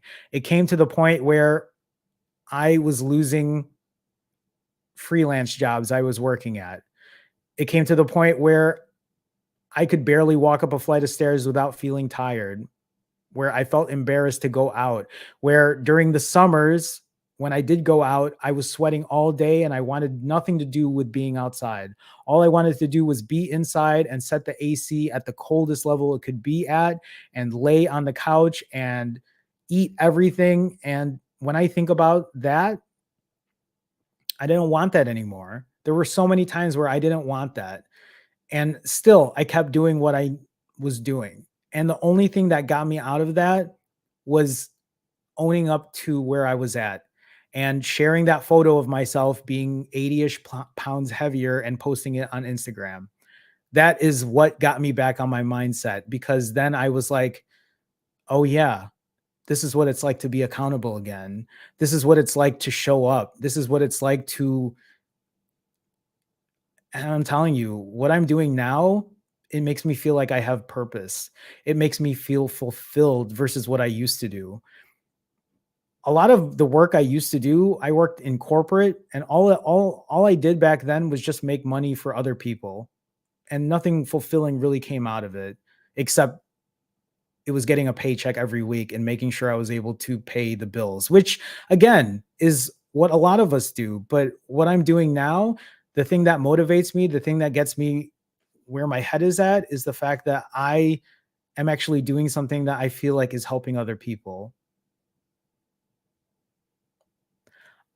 You'll have to keep me posted one day at a time, MJ, because it's tough. And I think this is why it's so hard for so many people because they put themselves in this situation where it is hard to do what we're doing. Fasting isn't easy. I think people might see me and think that I make it look easy, but every day I fight through it. There are so many days where I'm hungry and wish I could break, but I don't because I know I can't, because I know I have to be accountable and I know that I have a goal to reach. And maybe that is the other secondary or tertiary goal of mine is that I do have goals to meet. I do want to show everyone that I can maintain this weight. I want to show myself that I can maintain this weight. I want to be kind to myself. I want to be healthy. I want to be able to fit into these clothes every day, right? I want to make sure that I am never back in that place where I'm just laying on my couch and not taking care of myself. I hope that was helpful in some way. I tried to answer it as best as I could, but one day at a time, MJ. Thank you again for such a huge, huge donation. Thank you for such a generous donation. I appreciate it so much. I just again, I want to thank everybody for all their support, their donations. It does mean a lot to me. So thank you. Sherry with a $5 donation. Thank you for sharing with us. Have you had any cravings to binge anymore? Surprisingly, Sherry, I haven't.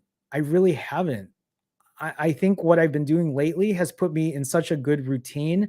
And the fact that, like, I don't give myself restrictions on what I can and can't eat, I think has really helped me to not binge anymore at this time. If so, how do you fight it? I, I think just keeping busy and keeping my routine down and knowing that I'm not restricting myself in any way has given me the strength to not have those urges to binge. I do think about overeating a lot, but not to the point where I'm binging anymore. And, I'll say I don't think it will ever be cured. I don't think I'm ever going to be in that place where I can tell myself I'll never binge again. But fighting through it, I think just takes a lot. There's so much involved in fighting through, going through an actual binge and doing things that you shouldn't be doing. I do look at my health as a real priority and remembering that I got to make sure I don't put myself back in that place. You know what? It's also because I know that if I binge, Sherry, I know that I'm going to have to own up to it. I know that I'm going to have to tell everyone here that I binged. And I don't want to do that. I really don't. And I think part of me knowing that is very helpful. Is that today, like I said earlier on my stream, today is day 175 of not binging. And I take a lot of pride in saying that because that's a lot of work for me to do. Sherry, I really hope that you are doing well. I know it's been some time, I think, since we've spoken, but I hope things are going well. Hugs to the Finally Fasting family. Big hugs to you too, Sherry. So thank you for that. And then again, thank you for the donation. I appreciate it. Thank you. Thank you.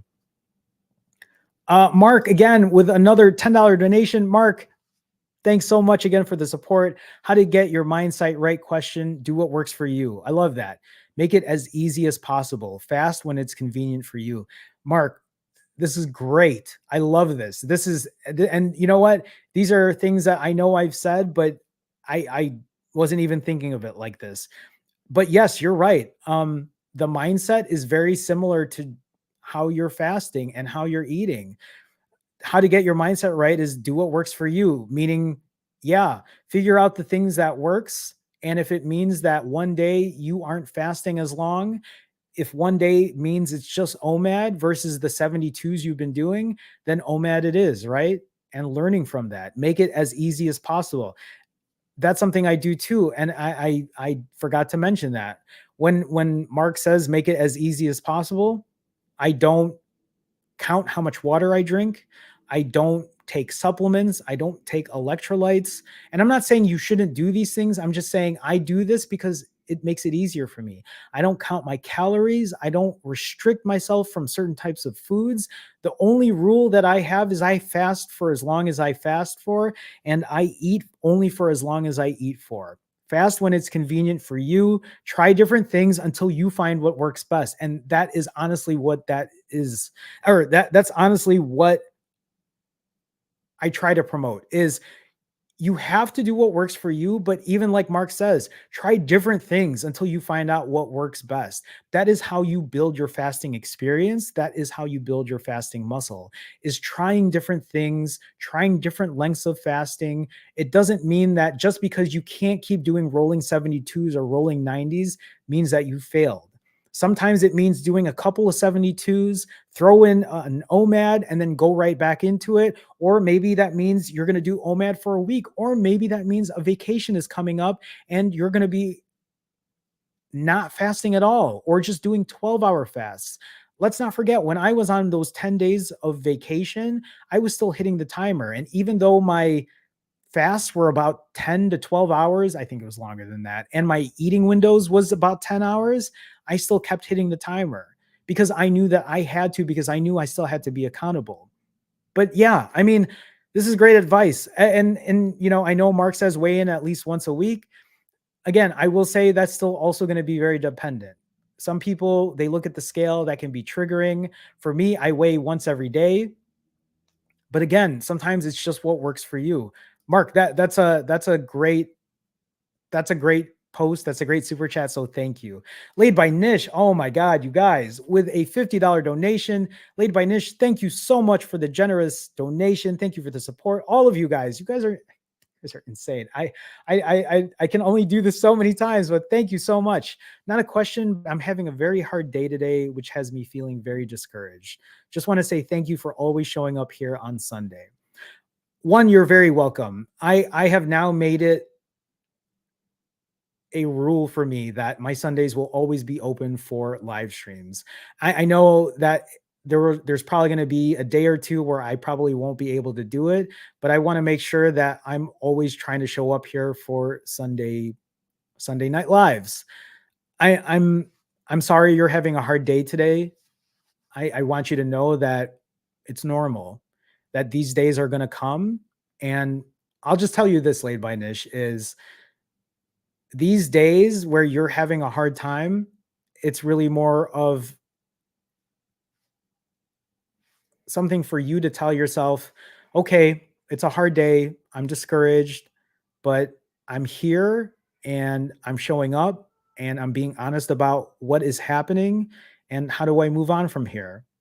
Because a lot of people who get discouraged, a lot of people who feel like the day is shot, they blow it all up and then they walk away from everything that they were doing. And so for you to at least acknowledge this and maybe even tell yourself, yeah, today's going to be a shitty day. I'm probably going to eat pretty shitty, but I'm still going to hit the timer. Hey, I still went for a walk earlier this morning. So I'm going to take that as a win. Sometimes it's about reframing what you're doing and realizing that we're not always going to have perfect days. Some days are going to be worse than others, and it's about how you handle that day versus saying, oh, well, today's a bad day, so what does it matter? Oh, today's a bad day, but it's Sunday, so I'm just going to start tomorrow.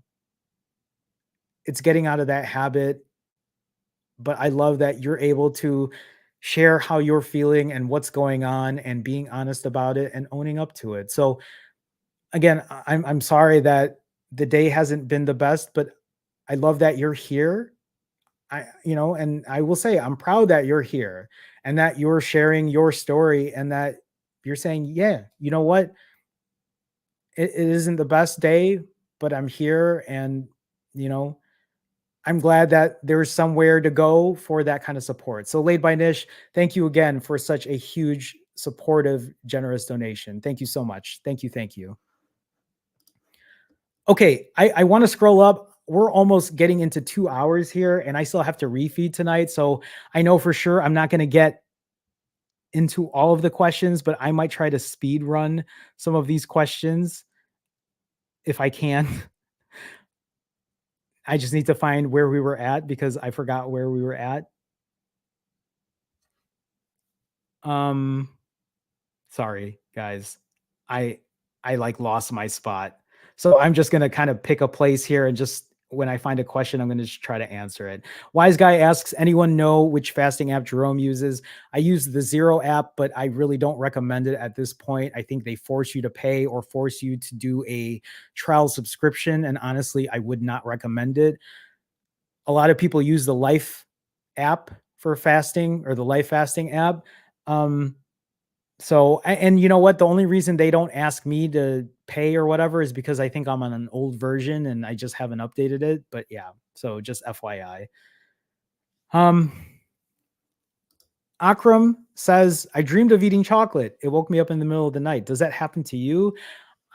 I don't think I've ever had that happen to me. I'm not exactly sure actually, but I know there are people who dream about food. I don't think I've really dreamt about food in that way. I'm scrolling down here just to see. Oh, okay. So I am kind of back where I started. I actually was a little further up. Mrs. Angeles says, "Do you feel your mouth dry when you're fasting?" Not me. I also just drink whenever I'm thirsty, so I don't really experience that. Other people in chat maybe have answered this. I take LMNT and Celtic sea salt, and I still feel my mouth dry. Everyone else, if you have any recommendations, please feel free to help. I don't really have that issue. Mr. VO asks, Hi, Jerome. This week was the first time in months that I was able to do rolling 42-hour fasts. Congratulations. My question is, when you gained the water weight, did your clothes feel tighter? Are you a D Rose fan? I love how you added a second question in there, completely not about fasting. When I gained the water weight, did your clothes feel tighter? They did because I felt bloated. So if you are feeling your clothes tighter, it might be bloat. So yeah, they did feel tighter. Am I a D Rose fan? Absolutely. I love D Rose. I um I still do. He's great. He's great. So those were some of my favorite years of basketball, other than the Jordan era for sure. But thanks for the question, Mr. VO. Okay, let me scroll down here. Banana asks, I finally got on your live. Well, I'm glad you got on, Banana. I still feel guilty after eating on my refeeds. I always feel like I've eaten too much or not quite nutritious food. How do you deal with these thoughts? Banana, if you're having these thoughts, maybe the first question to really ask yourself is, are you really eating too much? And then, are you really eating nutritious food? If the answer to those are no, then maybe it's time to reassess and kind of switch things around. I mean, are you eating too much because you're trying to force it down? Because that isn't what I'm really trying to promote. That isn't how I eat. If you think you're just doing it because it's been, maybe it's just a long refeed, or maybe it's a long fast and your stomach is just, for a lot of people, they can't eat as much as they normally do after coming off of a long fast. So maybe it could be that. I mean, there are times where I probably feel guilty when I eat, but I also know that I don't feel guilty because I know that I'm going to fast it off and I'm going to lose that weight again. So for me, I always know no matter what I eat, I'm still going to keep losing that weight. And I trust the process. So for me, I feel very confident. I don't really have that kind of guilt when it comes to eating the way I do. Ram? I'm probably pronouncing that wrong, so I apologize. Ram? Did you base your goal off your BMR, BMI? Kind of. I kind of looked at a height and weight chart and I noticed that 140 was like the top end of being the average weight. But this is actually more because when I first lost the weight, I actually put myself down to 125 pounds. When I was 125, I felt like I was too skinny. I started to add a little more weight on as I started lifting weights. And then when I got to 140, I thought I felt really good. So that's kind of what I based it on. I'm the same height as you, and your goal weight is pretty much the same as mine. Yeah, I mean, that's kind of I my clothes fit really well at 140. And I would even say at the high 130s, I feel really good where I'm at. So that's what works for me. That might change as I start to build more muscle or maybe lose more fat, or maybe it's going to stay the same. But also remember, Raum, God, you're going to have to tell me how to pronounce that. But also remember that the weight you give yourself doesn't have to be that weight forever. That can change over time. That can change based on the way you're adding muscle. There could be a lot of different things that could change with that. Thank you though for the question. Net Nanny asks, can I please ask a serious question? Constipation from fasting, had to take many laxatives, not sure why, seriously constipated, even after eating after fasting for 3 or 4 days. Net Nanny, I don't have experience when it comes to constipation. I honestly don't have any kind of GI or digestive issues. I know a lot of people ask this question. Most people ask questions more about diarrhea than constipation, but I will then bring this again back to chat, or people in the comments for people who watch this after. If you can help out with this, please ask. But Net Nanny, I wish I could help, but that is not something that I have an issue with. So,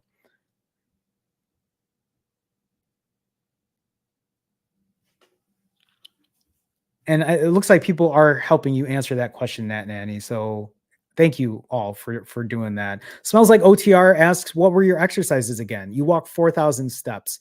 My step count, I don't really know for sure. I just know I walk about an hour and a half to an hour and 45 minutes every day on average. Now I think I'm averaging around an hour and a half, because I walk to the gym and then I lift and then I walk back home. But I live in Chicago and I walk by the lake, so I kind of take a scenic walk back home. Other than walking, I go to the gym and I just do two body parts, 3, 4, sometimes 5 times a week. And I don't do anything super crazy. But now that I've been lifting heavier, I do progressive overload, meaning I am just lifting heavy and lifting at a weight where I know that it's putting stress on my muscles. But yeah, I'll do machines, I'll do dumbbells, and I do free weights as well. So nothing crazy, mostly compound lifts is what I'm doing. So hopefully that's helpful. Smells like OTR. Again, it's nothing super strenuous, nothing crazy, just your basic going to the gym. And I don't spend any more than 25, 35 minutes tops when I'm there.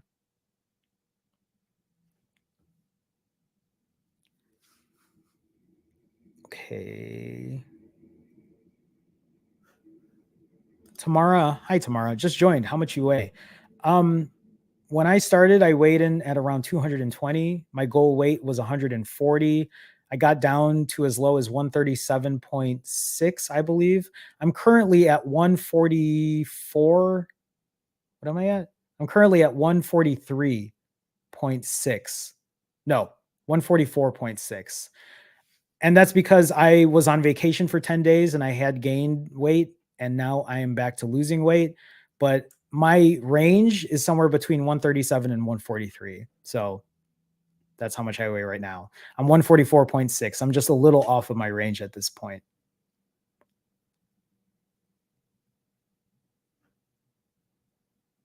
Spike asks, Jerome, have you thought of starting a paid Discord channel for accountability? I have not, Spike, because I have something else in the works.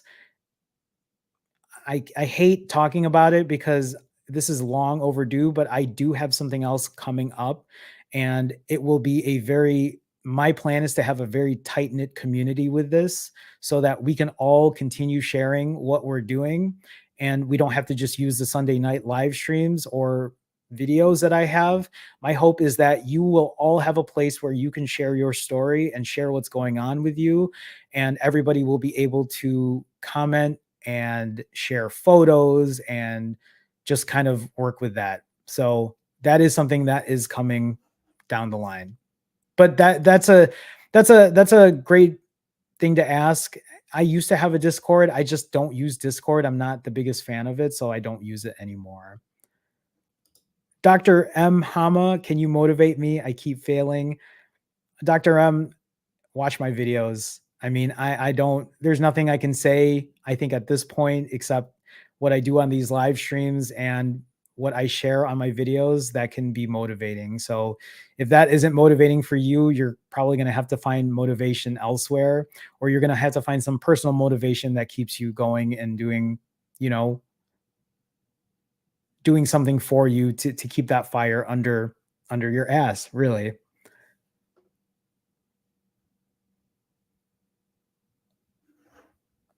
Um, okay, there's a fan with a I can't ever get these um conversions right, but Than with a 349 Thai baht donation. Than, thank you so much. You're such a regular supporter now. I always see you donating. Thank you so much. I do OMAD consistency about 2+ months, and I lost 10 kilo or 10 kg. That's great, Than, and I love that you're able to find that kind of goal just doing OMAD. Today, I intend to start rolling 36s. Give me some encouragement. I mean, Than, first of all, you doing OMAD and finding success with that, that's great, which means that number one, you're going to find success doing 36s. But I guess really what you might be asking is how you're going to be able to get through those 36s. Some of the things that you might want to tell yourself when you're doing these 36s, if you are trying to get through that first day, is tell yourself, hey, I might be hungry right now, but I get to eat tomorrow. And sometimes knowing that you get to eat tomorrow is better than saying, I have to eat in 3 days from now. So kind of look at it like that. But also, I'm going to tell you this, give yourself some grace. If you're not able to do those 36s, there's no shame in doing those 23s, or if it's a 28 even, and then starting again the next day. But I have all faith in you that you can do these 36s. You'll have to keep me posted. Than, thank you again for such a great, generous donation. I appreciate it. Thank you, Than. Thank you. Thank you. George asks, good evening, Jerome. Good evening, George. How much protein do you think you eat on your refeeds?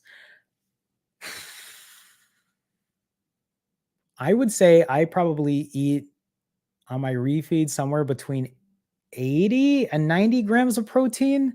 I could be wrong, but I'm guessing it's somewhere like that. That makes me wonder if I need to eat more protein at this point. But I think that's how much I have. How much protein am I supposed to eat? I know people say it's supposed to be 1 gram per pound, but I can't imagine eating 140 or even 130 grams of protein. Maybe I need to aim for at least 100, though. Hmm. That's a good question, though, George, and it makes me think. Steven, excited for the Bears season? No. Thanks for your consistency here. Just got a juice to incorporate juice fasting too. That's great. Um, how do you like juice fasting, or are you just starting it?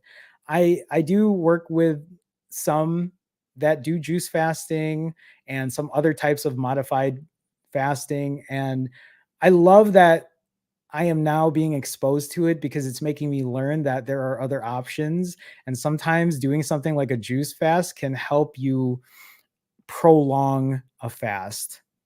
So you'll have to let me know how that's going. Steven, though, about the Bears season, here's the thing. I don't really even keep up with the Bears anymore at this point, but maybe keep me posted. Did something happen? This is how much I don't even care anymore. I don't even keep up at this point.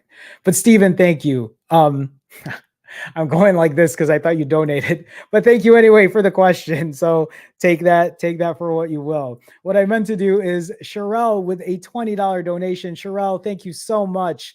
Thank you for such a generous donation. Hi, Jerome. I'm off today, so able to catch a live without sneaking. I'm glad. Thank you for making it. I appreciate that. For the newbies, try keeping carbs low beforehand. That's a great tip. That's great advice. Even though it's not something that I do, it is, again, something that other people should try, especially when it comes to cravings and hunger. I hear that keeping the carbs low really helps out with that. Yeah, like Sherelle says, they're a whole lot easier. Thank you as always for the inspiration. You're very welcome, Sherelle. I will just add into this, even though it might not be for you, it doesn't hurt to try, and it doesn't hurt to see how it feels, to see if it's something that you can do. So I appreciate you saying that. Thank you.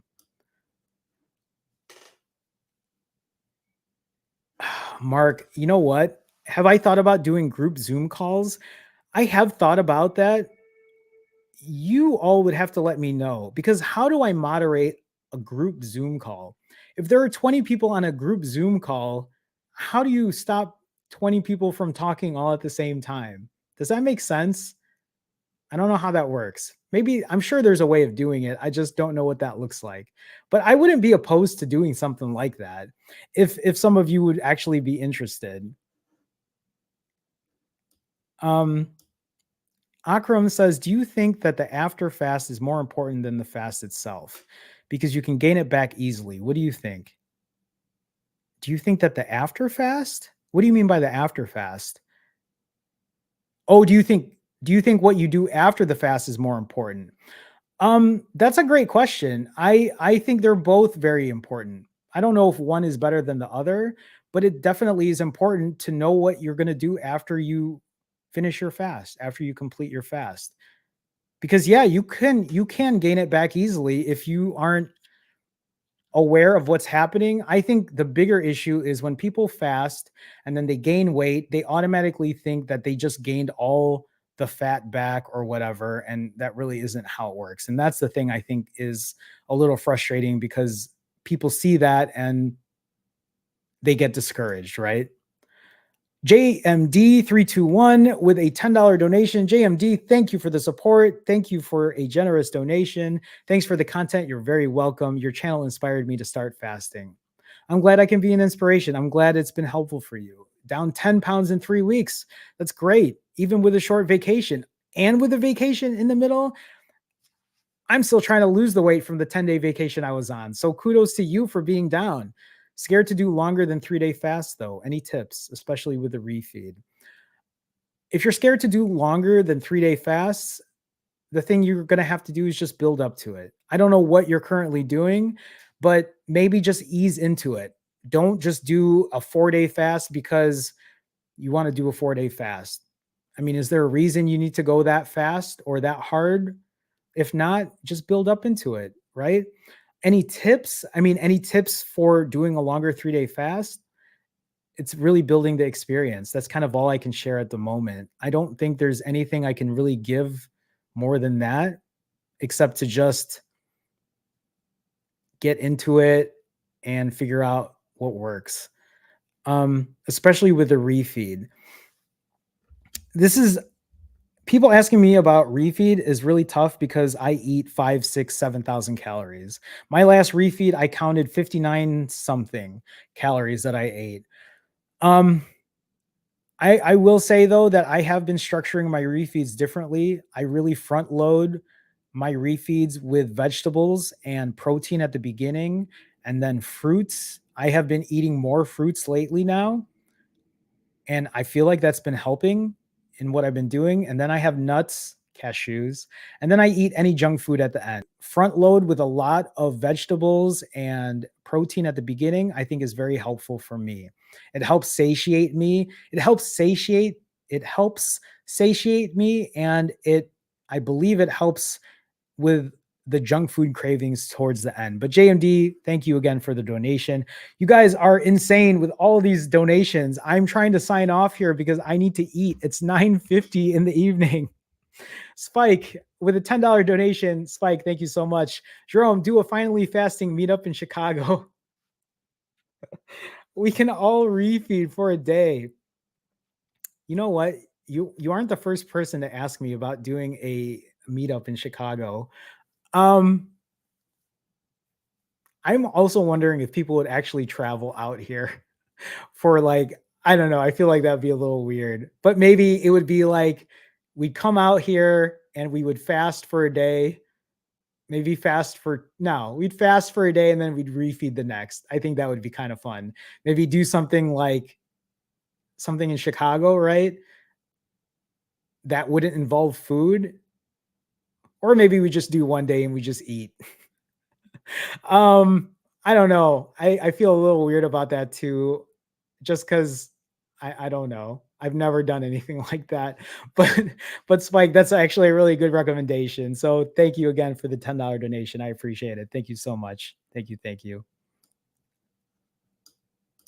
Okay, everyone. I know um I'm 2 hours and 14 minutes into this stream and I still have to eat and it's 9:50 at night and it makes me think I am not going to record myself eating because I'm pretty tired at this point. But um here's the thing. As we kind of sign off, I just want to remind everyone to please remember that the weight on the scale does not define you. The weight on the scale doesn't define your worth. It is so important to be kind to yourself, to accept yourself, to respect yourself, and to love yourself. I want you to remember that you are not alone when it comes to fasting. When people around you are eating and you feel like you're the only person in the world that is fasting and no one is doing it with you, remember, I'm almost 69 hours into my fast right now. Obviously, I am breaking tonight, but after I finish refeeding tonight, I will be doing another 65-hour fast. I will actually be doing 65-hour fasts for the entire month of May. I didn't bring this up, but for anyone that might be interested, who might want to do, people talked about doing a community challenge, a fasting challenge with the community. I'll tell you right now, I am fasting for the entire month of May. So after I break tonight, I will be breaking again on May 1st. So I'll be eating on May 1st. But after my refeed on the evening of May 1st, I will be doing 65-hour fasts, meaning I will be fasting from May 1st to May 4th to the 7th to the 10th to the 13th, 16th. I have nothing coming up that I will be having to change that fasting date for. So if there are any of you that are interested in doing a community fast and fasting with me the entire month of May, let me know and maybe I will try to put some. I think I'm going to make a video about it. Maybe I'll make a video about it soon and talk about, hey, this is what the schedule is going to look like if you want to fast with me throughout the entire month of May. This might be motivation for any of you who are watching right now who might say, well, let me see how long I could go with Jerome for. Let me see how long I could fast with Jerome. Or let me see how long I could fast with Jerome doing 65-hour fasts. So something to think about if you're interested in that. $2 donation from Legendary Bastard. Legendary Bastard, very nice to see you. Thank you for the support. Thank you for the donation. One more super chat before you leave. I appreciate that, Legendary Bastard. Thank you so much. So yes, again, with the community fasting, do think about that. Again, like I said, you're not alone. I have been doing this now for over 6 months and I have no signs of slowing down. Fasting will always be part of what I do. Fasting is the cornerstone when it comes to my weight loss journey, my health and wellness journey. I will always be fasting with you. Keep that in mind. Mark with a $2 donation. How am I supposed to go when you're donating? Jerome, go eat, enjoy. I will. I will. Everyone, thank you so much for being here tonight. Thank you for all the super chats. Thank you for being part of the Finally Fasting family. I will talk to all of you soon. Thank you again. I'll see you next time. I was going to record myself refeeding tonight, but I'm telling you, it's 10 p.m. I'm tired and I still have to put the food together, so it's probably not happening. But next time, I'll think about putting a video together. So with that being said, good night, everyone, and I will talk to you all soon.